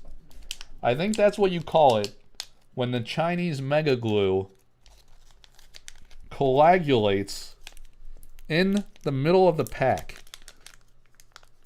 trying to shame an Italian American live on camera in front of very few people. 46 people. Very few. Wow, that's breaking clean. That is nice. All right. So the back is absolutely pudge butchered. The front is only tear strip butchered. So that is a decent methodology. Oh, are you going to F with me on the fringe? Do not toy with me, baby. Come on now. Do not play with my emotions. I already pulled a Mix Ignis that I'm going to have to ship to a guy. All right, guys. Somewhat mangled. Somewhat mangled. We got some wicked glare off of those beaming lights. All right. All right, there it is. There she blows. All right, guys. Canada was absolutely epic. I mean, UK. UK was epic. Left hand UK. Right hand Canada. Here we go. What a freaking day. All right, guys. 1, 2, 3, 4, 5, 6, 7, 8, 9, 10, 11, 12, 13, 14, 15. Wow, we have 3 Atlas cards in this one. Monster. We got one guy that liked the stream or liked my YouTube post. Thank you, whoever just did that. All right, wait a minute. I'm all flustered. You don't shuffle before you sleeve. Fortunately, I did that cleanly. I'm so flustered thinking about that Mix Ignis. Shit. I really thought I was going to be able to keep this under 2 hours. You know what, guys? If we do the World Tour pack opening event, I might not be able to do the historical compares. Let me know if you like when I talk about the comparison of the history of the card and the card change from... I think that's a big thing. I think that's fun and worth doing. But I got to do it more efficiently if you guys don't like 2-hour streams. I know the wife is not a big fan of 2 to 3 hour streams. I gotta say. It's not her favorite thing. Definitely not her favorite. And then it takes me like a couple hours to pack all this stuff up and ship it out, you know? Because I got to pack it well. I got to pack it carefully. And then I got to figure out who the hell you guys are. With all your wacky Discord names. And I got to chase down your address. And then I create the labels. And then I get it out there as fast as I can. And it's like a several hour ordeal of sorts. But it's a hell of a lot of fun doing these breaks. And I appreciate your participation. Reminder that sample pack 13, 12 is sold out. This is pack 11. 12 is already sold out. 13 is open for business. 3 slots sold before we started the stream. And 12 left. And a participant next week, I'm going to buy you an artist proof. And I'm going to put all of the names on the wheel. I don't know if it's going to be 30 people. It depends how many packs you buy. Sometimes people buy multiple packs, so that would increase your odds. I'm going to give away a free artist proof card because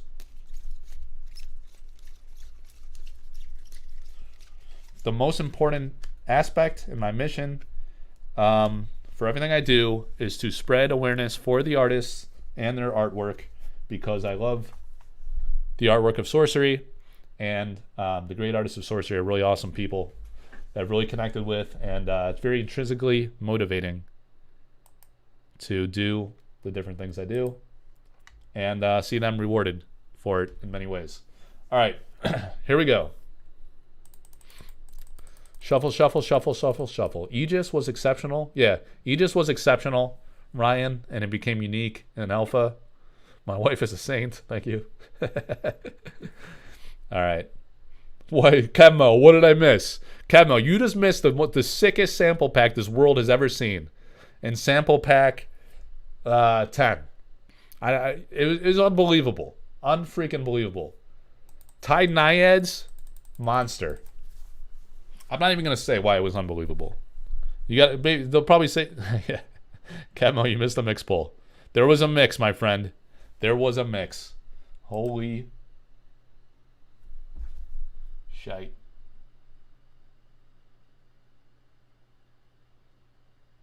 Brian, we got a message from Brian. He says, did I just get a mix Ignis? I'm working and trying to sneak peek. Dude, you did. Absolute God tier. Hang on. God tier grail of grails. Trade it to me. Alright. I put in a trade request. Trade it to me. Alright, we're back. R. Koenig. He's at work, man. I'm trying to help him retire. R. Koenig. How do I get to be number one? What did he say? He responded, guys. No, somebody else. All right, focus. Koenig. R. Koenig. All right, here we go, guys. Sample pack number 11. Whoa. Right off the top. Oh! The best ordinary in Sorcery Contested Realm. The Rel Dromedary. Oh, man. An ordinary and superbly indifferent beast. Oh my god. And I'm already on the Kyo page, as fate would have it. They did not mess with this typeline text. It still says an ordinary and superbly indifferent beast. Because you simply cannot do better than that. Alright? And the freaking, look at this. Archibald Young Campbell. I'm sorry, Archie. I don't read that much, Archie. There's no chance in hell I'm reading that. Ryan R. Koenig, you can read that one to yourself, buddy, when I ship that to you. There's no way in hell I'm reading that out loud. I simply refuse. So let's spin. We just gained efficiency with the absurdly long flavor text. Kyo. Legend. The Rel Dromedary. Absolutely legendary. User 17. All right, man. User 17 is the man. He's in my Patreon. Appreciate all your support, my friend.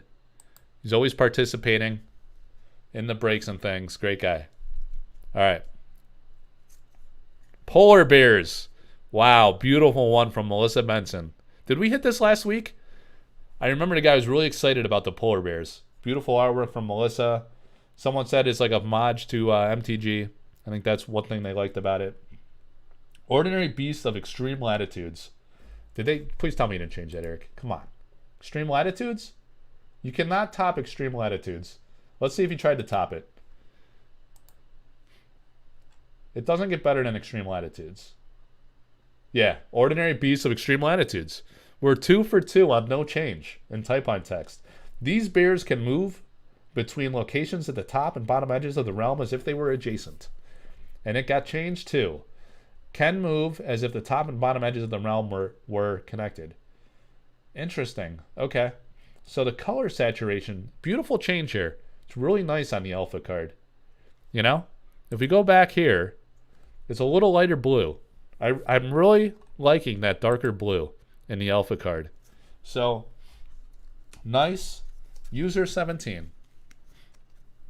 Beautiful hit from Melissa. Anthony flashes the camel. All right, guys. You see what's at the top of the pile? It is. It's an Atlas card. All Atlas cards are amazing cards. Simply true. Spittler! Spittler! Spittler with the good karma, man. Oh my god, he hits an Atlas card. You're about to make bank. You're about to make bank and parlay it into the next one. I can see the future. I can see the future here. Wow. What are the odds? With 13 to go, you hit the Atlas card. You're never going wrong. Oh, there's 2 in a row here, guys. Could it be another tower like the last pack? We got the Undertow from Kyo too, which is insane. Here we go. Red Desert. All right, so we got another basic land, fundamental to all fire decks. And it'll be interesting to see if these change and revised, and what he's going to do in Arthurian Legends. Will we see new basic lands in Arthurian Legends? Let me know in the chat, guys, if you think we're going to see new basic lands in Arthurian. Let's take a look here for Aranja Art, right? She has very few cards in Sorcery, so it's hard to acquire, certainly hard to acquire hers, and it's actually a Rafaela Catch here on my website. It's hard to acquire really any of hers in sample card form. Very, very rare. All right, Red Desert, an ordinary site of ruinous fire. That was changed to an ordinary site of blight. Ah, come on, with the alliteration here. Or rhyming. It's not alliteration in this case. It's actually just a rhyme. Ordinary site of blight. It's okay. I'm not mad at it. Site of blight, it's all right. But site of ruinous fire, that is pretty hot. Pun intended, baby. Genesis, you may have this desert deal 1 damage to a nearby target. Genesis, deal 1 damage to each minion atop target nearby site. So, all Atlas cards are a banger. That's really solid. These have been selling for a few $100. The towers. And Fire. Fire is a nice deck, man. The Avatar of Fire. Pretty nice painting by Severin, if I may say so myself. All right. Spinning the wheel. Another Atlas. Who's it going to be? R. Koenig with another already. All right. R. Koenig is going to hit another Atlas. Cannot wait to see what this is. Here we go. Oh my God. Bedrock. Absolutely amazing. The only artwork by Adam Kaspar in the entire set. Amazing, amazing landscape artist. What some of you guys might not know is that Adam, I think he went to school with Mikhail Nagypal. They were in school together. They're buddies. And they're both absolutely amazing artists from Slovakia area, right? Look at that gorgeous artwork. That is an absolute monster.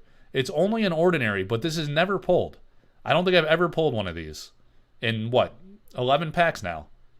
It's such an incredible artwork. I hope we see more from him. He was a very late add to the Sorcery Contested Realm Alpha project.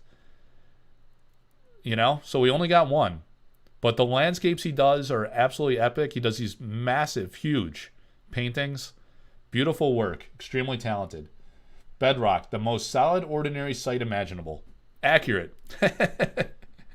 Pun intended. And it's just a solid card, man. It's freaking beautiful artwork. Nearby sites are indestructible and can't be altered. Wow. Dude, that is a hit. That is an absolute hit. And I think I need to add Adam to my website. I think I never got around to doing that. It's kind of a shame. Kind of embarrassing. Need to do that. But he just has the one card in Alpha. I need to get a hold of him too, you know, because I'd love to have some artist proofs of that card. One card, man. Just like Rodney Matthews, only one card in Alpha. Just like Anson Maddox. Each of those guys only had one card in Alpha. So they're very precious. The artist proofs, 29 copies, period, from those artists. Amazing. Ryan Anderson. Ryan's having a good day, guys. It pays to have multiple rolls. You keep rolling, you keep winning.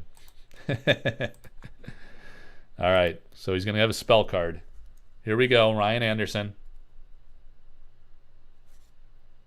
Dwarven Digging Team. Bursting with flavor, this freaking card. So it's our first exceptional from the pack. Exceptional Mythics frantically dig deeper. They just frantically dig. They're helplessly digging. They just can't resist. The Dwarven Digging Team. Alan Pollock, man. What a stud.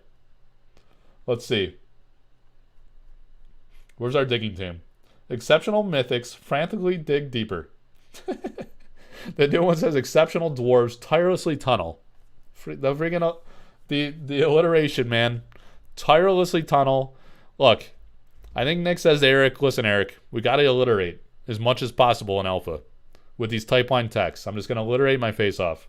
So they go from frantically dig deeper to tirelessly tunnel. I don't know, man. Tirelessly tunnel, it's all right. It's all right. They're tunneling. I can respect it on some level, but dig deeper, dig deep, man. I like that. I like that one a little bit better. It has burrowing. This team may burrow or unburrow another nearby minion on the same site as it burrows or unburrows. That's a lot. It's either burrowing or unburrowing. It says it multiple times. Allied minions occupying nearby sites have burrowing. Man, that's cool. That looks really nice too. Man, what an artwork on that. So much detail. You got 3 dwarven characters just hammering away, digging deeper, tirelessly tunneling. Ah, man, what a game. What a game Sorcery is. Beautiful project. 1, 2, 3, 4, 5, 6, 7, 8, 9, 10. 10 left. 10 left, gals. Ladies, 10 left. Who's it going to be? Stevie Green. Steve Green. Proudly in yellow. Right off the top for Steve. Greenberger, I think is his name on Discord. Something like that. Oh, Porcupine Pufferfish. This amazing artwork by Brian Smith, original painting, was just sold. It's our second exceptional pull in sample pack break number 11 on Collector Arthouse YouTube. The amazing Porcupine Pufferfish. Actually, one of my favorite artworks from Brian in the set. I also like Atlas Wanderers. It uses a similar type of blue. Beautiful use of blue by Brian in Alpha and in a lot of his works, in my opinion. An exceptionally prickly little beast. An exceptionally prickly little beast. The Porcupine Pufferfish. Let's have a look at how far this prickly little beast has come. Brian Smith. What a goat. What a goat. An ordinary and prickly little beast. All right, so it went from exceptional to ordinary, and he's still prickly, thank God, and a little beast. He's still a beast. Submerge, waterbound, and lethal. And it changed to just lethal and submerge. So no need for the waterbound. We might be small, but we won't be stepped on. Dude, sick flavor text. Amazing. Why would you F with this? Let's see let's see how they butchered my boy. Come on with some of this flavor text. Let's see. Maybe it's still good. Let's not judge prematurely. I just see something like we might be small, but we won't be stepped on. That's perfect for a pufferfish. A porcupine pufferfish. You're not going to step on one of those guys. All right. A remarkable 13 pufferfish entries are found in bog duels, greater and lesser poisons, and their uses. The fuck? What does that even mean? Is that a literal reference or a gaming reference? Someone Google that immediately. A remarkable 13 pufferfish entries are found in bog duels, greater and lesser poisons, and their uses. Is that a Path of Exile reference? Who pulled this one? I got so flustered I didn't take it off the wheel. Someone remind me who that poll was for. What a debacle. Who was it for? Someone can you rewind a live? Let me see. 1, 2, 3, 4, 5, 6, 7, 8, 9, 10. Who remembers? Was it Ryan? No, Ryan was the last one who got the Dwarven Digging Team. Yeah, Ryan Anderson. What was the last wheel roll, guys? Someone bail me out here. 1, 2, 3, 4, 5, 6, 7, 8, 9. Otherwise, I got to do process of elimination. Was it user 17? No. 1, 2, 3, 4, 5, 6, 7, 8, 9. Yes. Steve Green. Thank you, man. It was Steve Green. I remember I called him Stevie Green. Wow, man. Steve. The puckerfish. That is a pull. That is very nice. I don't know if you guys are on delay because no one was piping in and all of a sudden I get 3 Steve Greens in record time. Mike, Florida man says pufferfish contain deadly poison. Gotta flay them carefully. Thank you, man. That is amazing. Yeah, you would know that living in Florida. You're an expert. 1, 2, 3, 4, 5, 6, 7, 8, 9. All right, we got 9 left. Let's make sure we got 9 cards. Next guy's gonna hit an Atlas. Hey, what's up, Steve? Happy days. 1, 2, 3, 4, 5, 6, 7, 8, 9. Steve, thanks for jumping in, man. The puffer fish is amazing. Someone told me they just bought that painting from Brian recently, and I was like, dude, that is a good one. Maybe I'll contact him. Let me know, Steve, if you want to sell that card. I could ask him if he's interested in that card to match his painting. It's freaking good though, and it's exceptional. So there's very few in alpha. Yeah, thanks, Mule Man. Mil2 Med, what's up, buddy? All right. Oh, a Spittler. Oh man, Spittler, freaking Spittler hits another Atlas card. Unbelievable. Atlas cards are near extinction level. They never really existed, and they still don't exist. And there's going to be very few of them existing after we're done ripping them from the womb of these packs. That sounded wrong. That's too much. That was too much. All right, Atlas guys, Spittler crushing. Mirror Realm, he says. Oh my God, Stonehenge, absolutely epic. This is gonna be one of the biggest hits of the pack. What is with the Kyo Atlas cards lately? The Stonehenge. This, as I recall, might be the highest rarity card that he did for Alpha. I think it is, right, guys? Did it land as a unique? Man, it's Kyo Day. I hope Kyo's still watching. He was on earlier, but he's a busy guy. It became an elite, and it changed to Standing Stones. All right, interesting piece of history here. Sample card was Stonehenge. Eric changes it to Standing Stones. And now, in the upcoming Arthurian Legends, revealed on Collector Arthouse on my channel, was Jeff Menges presenting his painting for Stonehenge. There's a new Stonehenge in Arthurian Legends. Right? So, this becomes Standing Stones in the Alpha debut. An absolutely gorgeous, beautiful artwork by Kyo.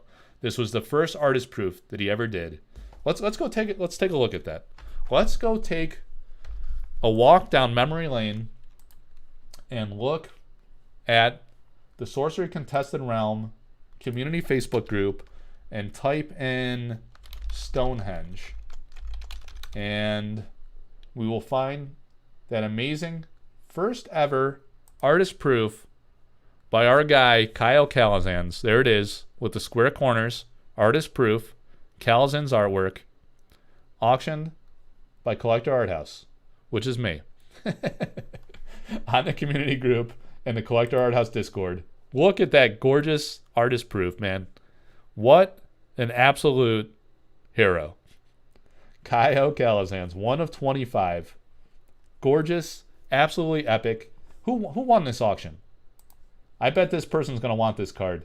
Let's take a look. Let's take a walk down memory lane. Now, I was going to say Gambit. So Gambit opens the bidding at $400. There was a $100 open. He's like, $400, give it to me. Frying Chicken takes us to $500. Bully takes us to $650. Decoy was in on this at $700. And then Frying Chicken, $725 for the win. Frying Chicken, man. Yeah, he's a baller. He's got a great collection. He's been active on a lot of the auctions, and he's an artist proof guy. I don't know if he's a sample card guy or not, but damn, is that a hit. Wow. Nice, Spittler. Cleaning up, my guy. Cleaning up. What a beautiful, amazing artwork by Kyo. Definitely one of his best. I would say, oh man, it's hard to choose a favorite. Look at these beautiful artworks by Kyo. It's really hard to pick a favorite. Look at that freaking Quagmire, man. There's a lot of detail on that. Stonehenge, that might be the one, guys. It might be. Updraft Ridge is absolutely incredible. I remember one of the other artists, I forget if it was Benson or Liz Danforth, were really commending Kyo for what he did with the water flowing off the rock, how he captured that so masterfully. Kyo's a self-taught guy. No formal art training. And this Soaring Eagle, man. What a freaking stud. So much talent. The Dromedary, though. The Dromedary, though, guys. The Dromedary, though. So good. So much flavor. All right, let's get serious. It's a serious break. We're going back to the spell book. Decoy. Decoy's crushing today. He had 2 in each pack. Diversification. Thank you for participating and supporting the channel, Decoy, Octopus, and everybody else that's participating today. I appreciate it. And I'm going to give back in the next break with an artist proof giveaway if we can sell out sample pack 13 and do a double whammy. Here we go. Oh my God, you're kidding me. Far East Assassin. He hits the elite slot. Far East Assassin, guys. Oh my God. Another monster by Elvira Shakarova. How is it possible? We hit the Mix Ignis in the first pack, and now the Far East Assassin? A card made epic and memorialized by a curio from Severin Pinu, combining 2 of the most amazing artists that bless us in Sorcery Contested Realm, Elvira and Severin. 2 legends of the game. Amazing artist, the Far East Assassin. I just sold this painting. I just auctioned this painting. I opened it with a $1,000 open, a buy it now of $5,000 within minutes. Boom, bin triggered, painting purchased. So if you guys aren't on Facebook, if you're not in the Collector Arthouse Discord, and you're just a YouTube specialist, let me take you for a walk down memory lane. It's pretty recent history, to be honest. It was not long ago. Far East. Oh wait, hang on. Where am I typing? Far East Assassin. The original painting, my friends. Here it is. Here it is. I just showcased the Severin Curio, right? Now we got the Curio. We got the original painting. Spoiler alert, Curio coming to auction within a week or so. We're going to have this card, this amazing Far East Assassin, coming to auction on my platforms. All right? I just worked out the details. And here you go. Here is the painting. Look at this. $5,000, buy it now, sold within minutes. Everyone was shocked. I guess I undervalued it. I messed it up, guys. I guess I blew it. Right? And then look at this. Look at this here. Wait a minute now. Let's go back to the Sorcery community group. Look at this goofy bastard holding this painting. Let's go to media. I cannot believe we just pulled that sample card. That's the first time I've ever seen that sample card. That might be the only one ever discovered. What a day. The Mix Ignis and the Far East Assassin. Are you kidding me? Look at this. Look at this goofy bastard. Look at that. He's got an Avatar of Fire original painting coming out of his left ear. What happened to my chat? My chat just freaking blew. Oh, I'm looking at banners. So he's got the Avatar of Fire coming out of his face over here. And he's holding the Far East Assassin, the Severin version, the Curio. There he is. There he is. First time I've seen that sample card, says Eric. Eric, the guy who knows things. Look at this. You join the Sorcery Contested Realm community group, 3,400 people. Go to, when you get to the page, you're gonna land on discussion. You want to click on media. You click on media, and you just scroll and look at Nick here, man. What a happy guy. You just scroll through the freaking page, and it'll blow your mind. There's so much rich history in this page. A lot of people showing off their collections. A lot of great auctions we've done. A lot of beautiful artwork. You're gonna see things here that you're not gonna find on any other platform. You just scroll through. And if you are an enthusiast of sorcery, if you like art, if you like collecting, if you like playing the game, people are asking gameplay questions, but go through the photo library. First ever Royal Dremdary, eating Eric's face. Get wrecked. Eric gets wrecked.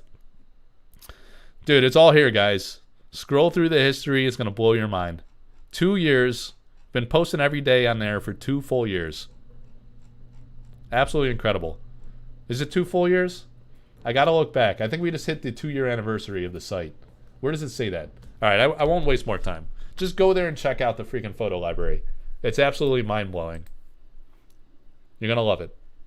All right, stunning pull, says Steve Green. Nice pull, hell yeah, says Kevmo. Boom. What a freaking day of pulls. This is unreal. Mike Servati, the art of sorcery rep extraordinaire.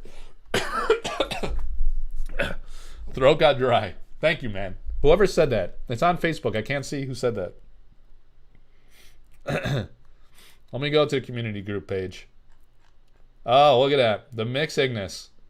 Someone's selling... Wait, I have a beta Sorcery Mix Ignis foil for $100? Not as...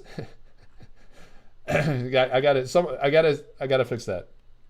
It's not a sales channel. Oh, Jeff Menges is on. Awesome. What's up, Jeff?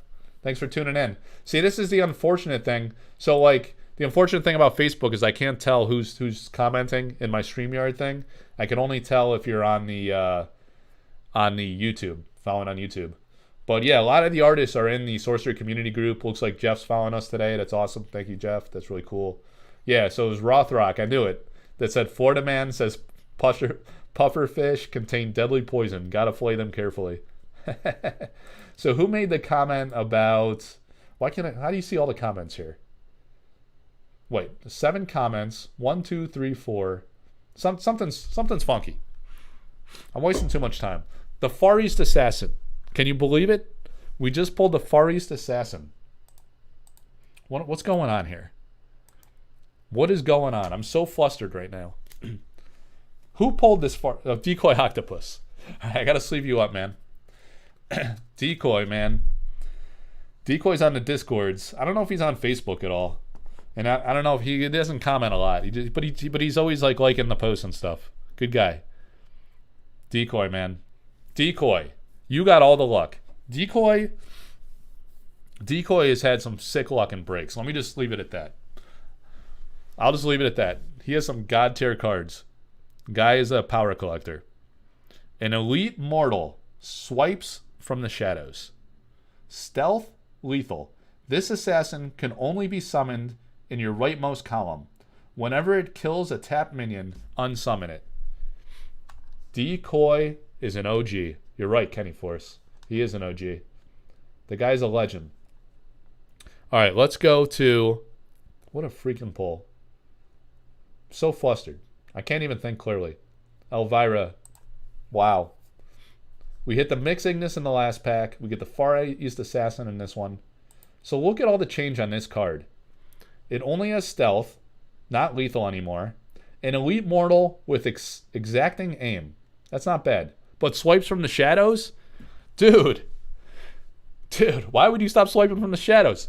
Eric, man, come on. Go with your gut. Go with your initial instinct is what they often say, right? Some things don't require change. Swipes from the shadows. Exacting aim. All right, tap. Far East Assassin throws an artifact he carries at target adjacent minion. It takes damage equal to the artifact's mana. That's awesome. Throwing an artifact. That is pretty slick. This assassin... All right, let me go back now to the card, because this one changed dramatically. So it had both stealth and lethal. And it says this assassin can only be summoned in your rightmost column. Interesting. Fairly limiting. Whenever it kills a tapped minion, unsummon it. Wow. What change on that card? And it's an elite. It's the first ever known to be pulled. What history is being made here on the channel? Beautiful thing. Beautiful, beautiful thing. Thank you guys for participating and making it possible. 1, 2, 3, 4, 5, 6, 7. We always do a sanity check. Make sure we have enough cards to match participants. 1, 2, 3, 4, 5, 6, 7. And I'll tell you, it's a good thing the Bills game was postponed, because I cannot do anything within 2 hours. I'm completely out of control. Completely.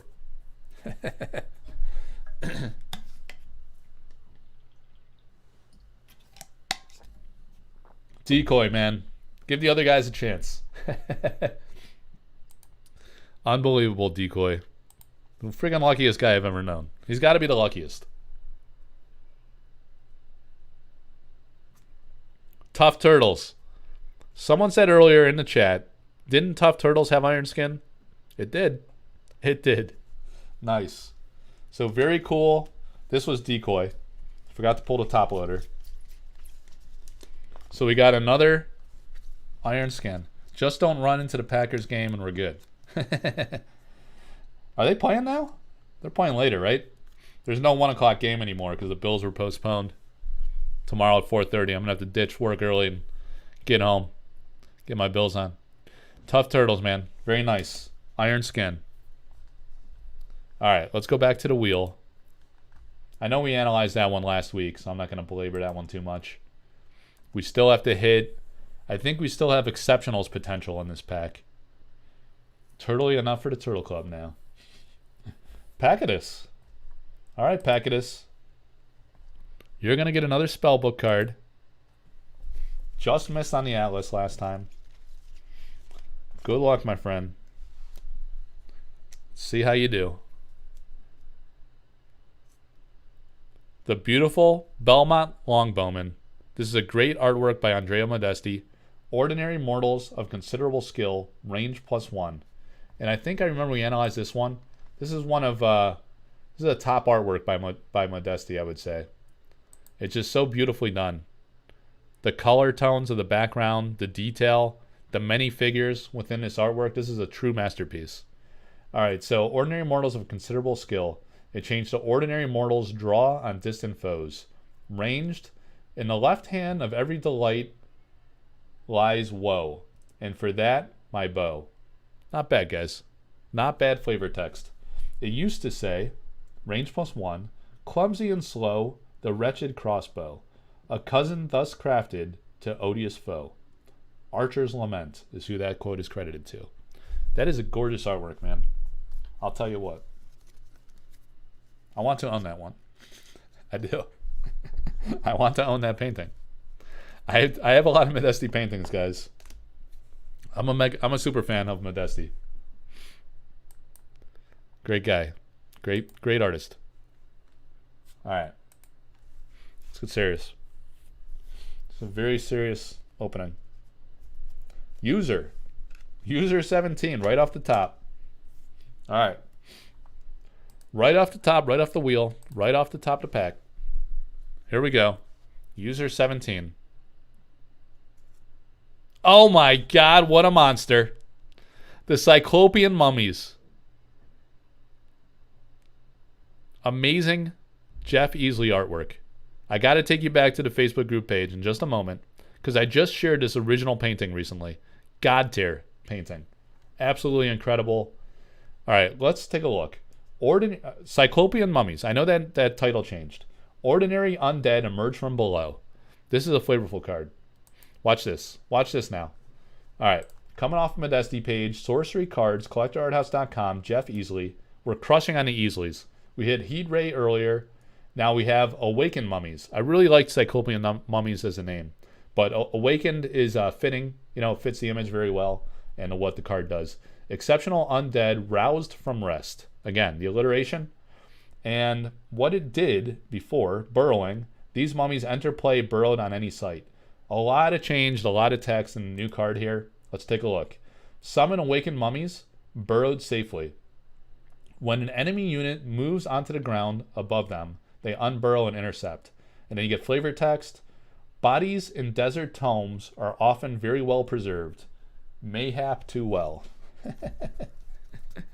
User 17, man, that's a great hit. Milton Med says, I love the ones that have name changes. Yeah, there's a lot of that. This one has tremendous change. That is absolutely stunning artwork. All right, for those of you guys who are not on Facebook, once again, I got to plug the Facebook group and Facebook as a platform in general. It brings the people together, all right? Stop hating on Facebook. Just join. Make a dummy account if you need to. Tell me that you did, so I let you into the group. If you have some weirdo, like I just created the account yesterday, sometimes I'll decline the invitation because people will do wacky, goofy stuff that's inappropriate.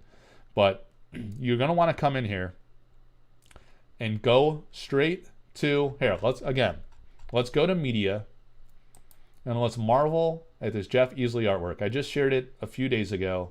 Sometimes I forget to also share on Discord for those of you who are not on both platforms.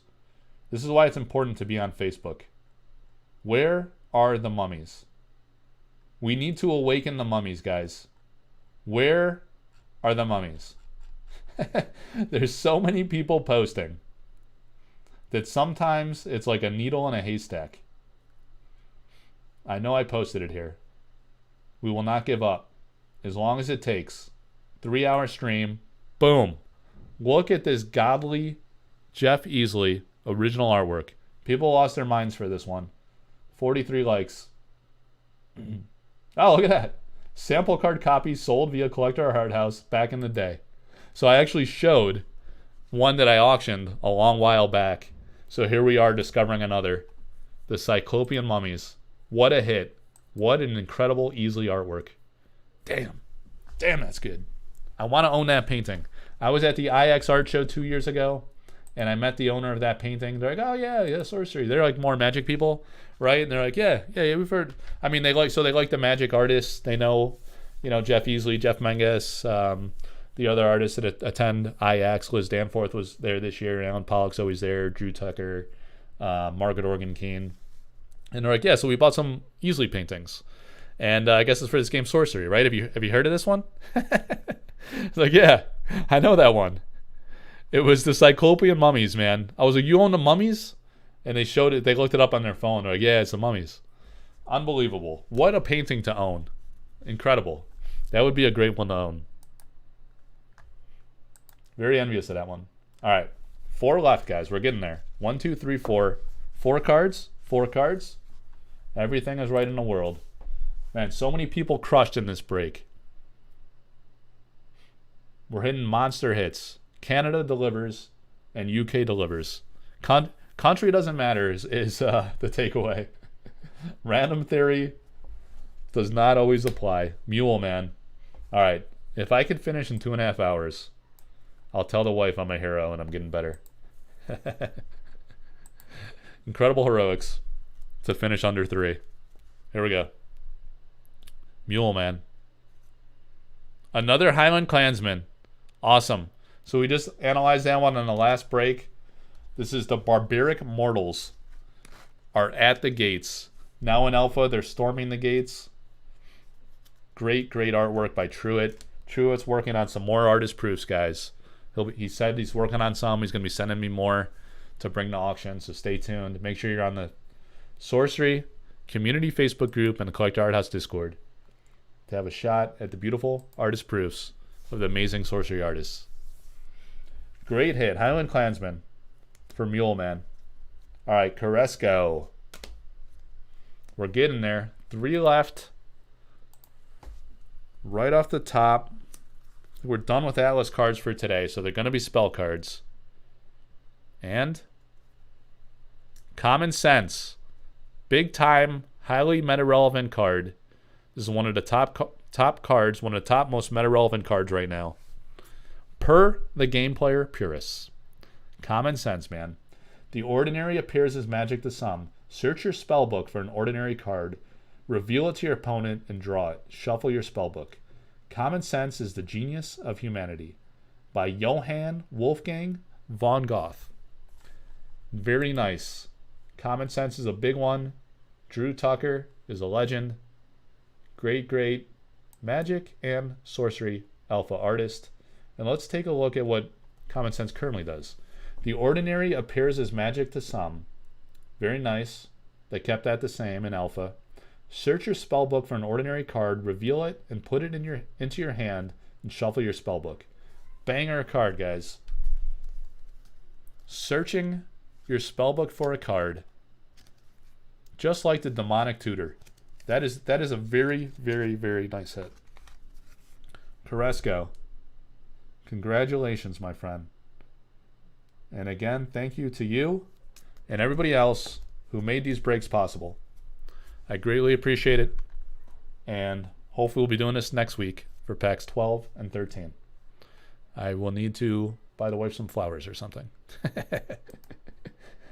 Big time sink here, guys.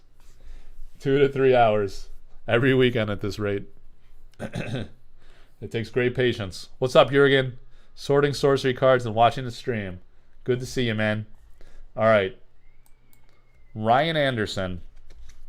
Nerd and Profit YouTube channel. Great YouTube channel, guys. Magic and Sorcery. Check him out. Very nice guy. Very supportive of all the other content creators. It's important. Support each other. We'll all enjoy this sorcery journey together. Spellbook. Drown, again. Beautiful Alan Pollock artwork. 2 packs in a row. Ryan Anderson, nice one, man. We already analyzed that. I know you've been on the stream the whole time, so you probably saw that. You definitely saw that. And Steve Green is going to bring it home back to the wheel to make sure it really is Steve. Look at him spin. Stevie Green. Here we go, man. Bring it home, make it big. All right, we got to retire the wheel. We're all wheeled out. Eric says, I updated the spreadsheet with the exceptional and above polls. Thanks, man. Appreciate that, Eric. You are doing the Lord's work. You are the Lord of truths. Because it's not lies. That's not lies. You're curating the data. And let's talk about, we published that, right? All right, let's show the guys where we published that in a minute. Swan Maidens, beautiful card by Aussie. We hit that last week, I think, right? This is a very unique, different card. I know I hit this before in a prior pack. Ordinary Mortal Beasts of Magnificent Grace. And I need to show you guys where Eric is collating this data. It's a great, invaluable resource for all. So let's reflect on the pack, and then I'm going to show you where to find Eric's information. Swan Maidens, Drown, Common Sense, Highland Clansmen, the amazing Cyclopean Mummies, Belmont Longbowmen, Tough Turtles, Far East Assassin for the monster hit, Stonehenge, incredible pull, incredible artwork by Kaio, the amazing Porcupine Pufferfish, very rare pull, Dwarven Digging Team, Bedrock, the only artwork and an amazing one at that by Adam Kaspar, the Red Desert, the beautiful Polar Bears by Benson, and amazing Rel Dromedary to kick it off. Let's look at where we have the sample pack data before we wrap this up. So if you go, again, to collectorarthouse.com, go on over here. It's kind of covered up by my logo there. Under Collector Corner, there's a subcategory called Sample Card Gallery. All right?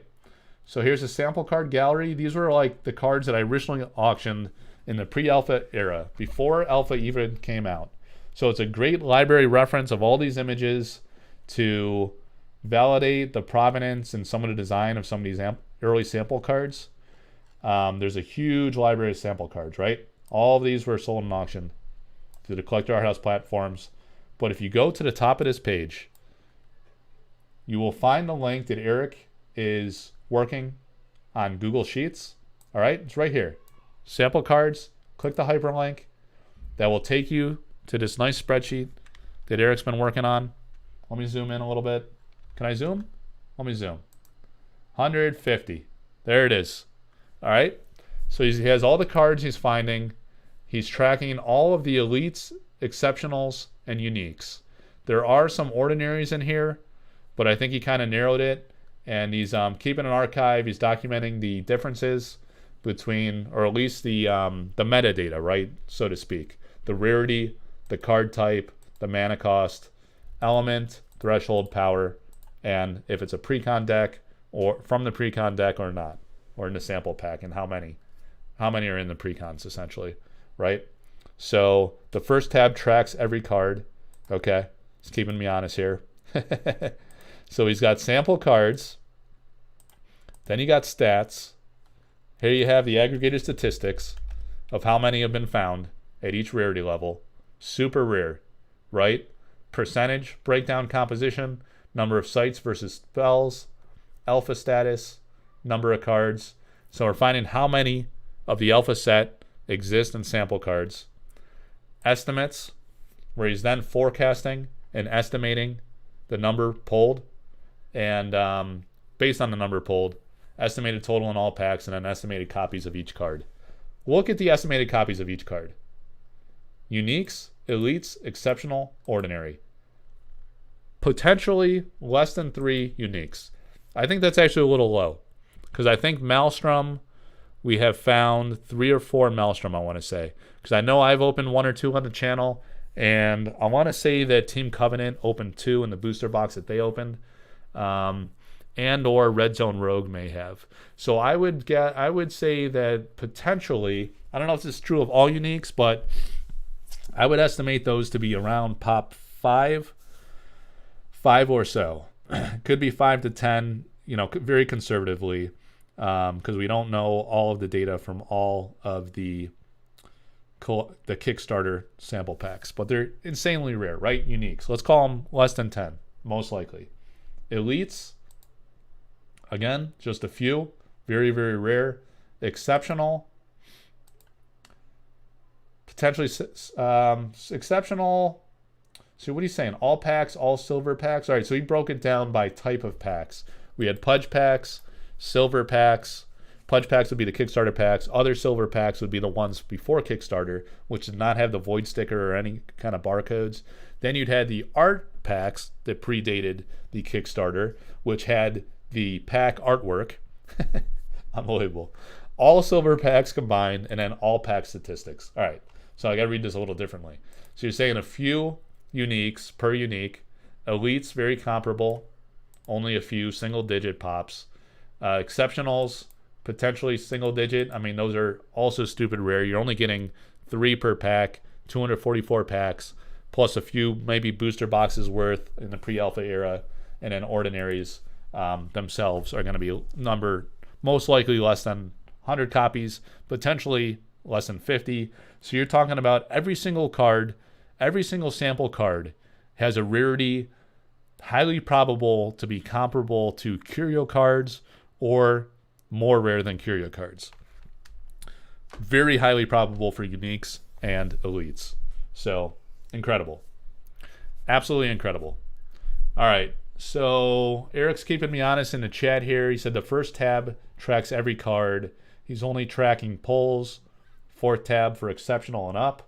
Oh, okay, so on the polls page. Oh, okay, so I was looking at sample cards. Then you have a polls page.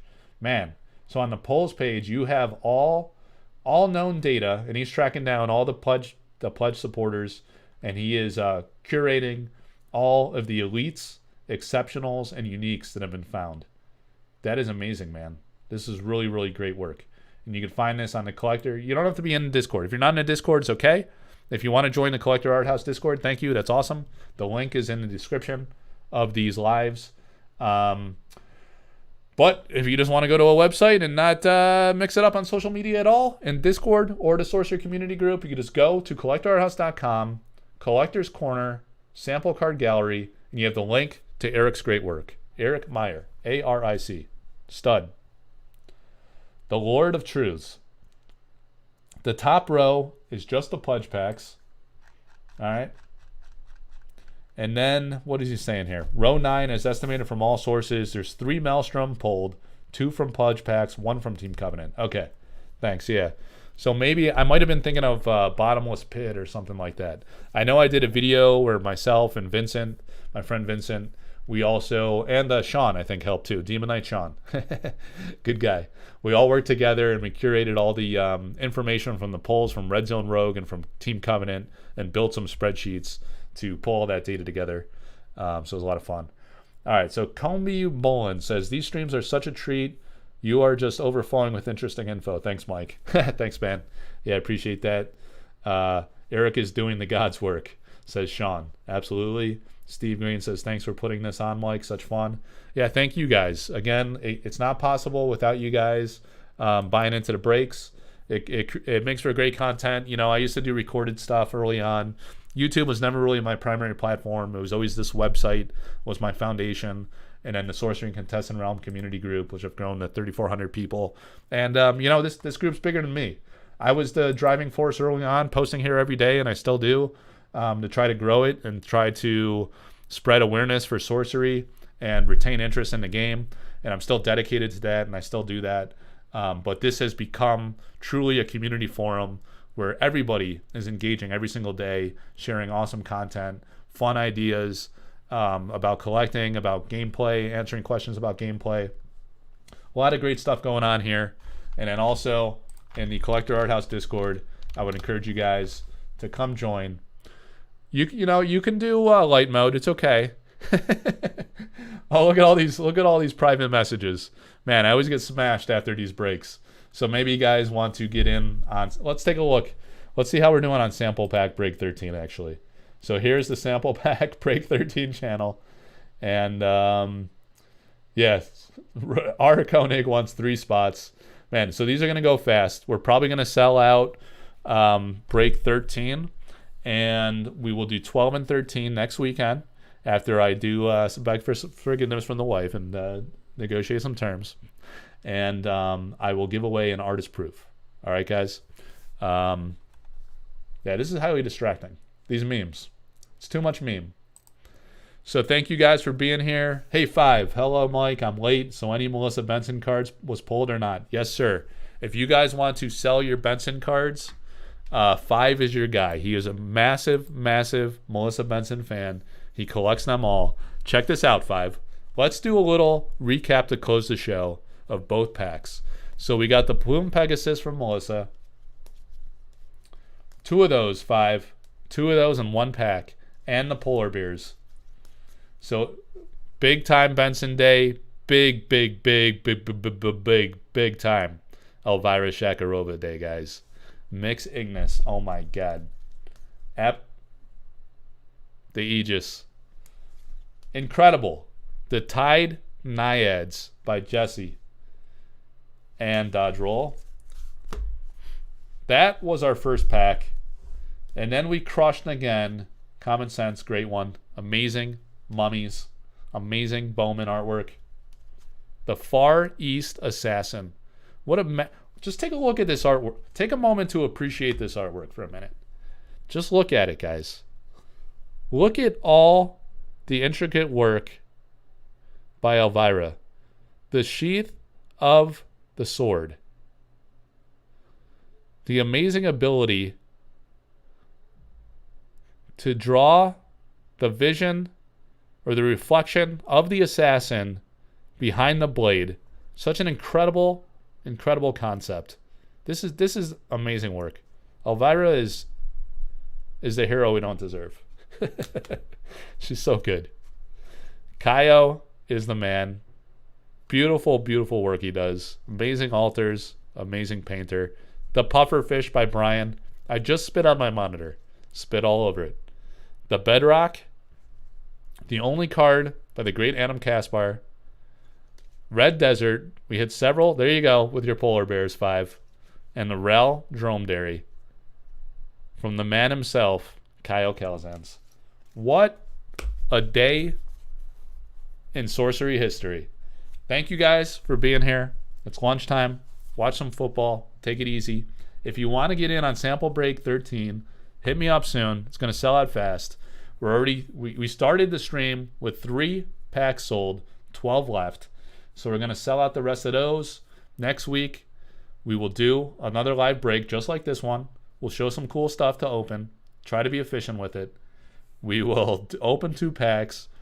We'll give away an artist proof, either a Palakowska or Pompetti, and to a participant, right? We'll put all the names on the wheel. Someone will win it. I'll ship it out with your sample cards. And yeah, if we keep doing 2 at a time like this, maybe I'll do that every time. Give away a free artist proof card to spread the great art of sorcery to the world to enjoy.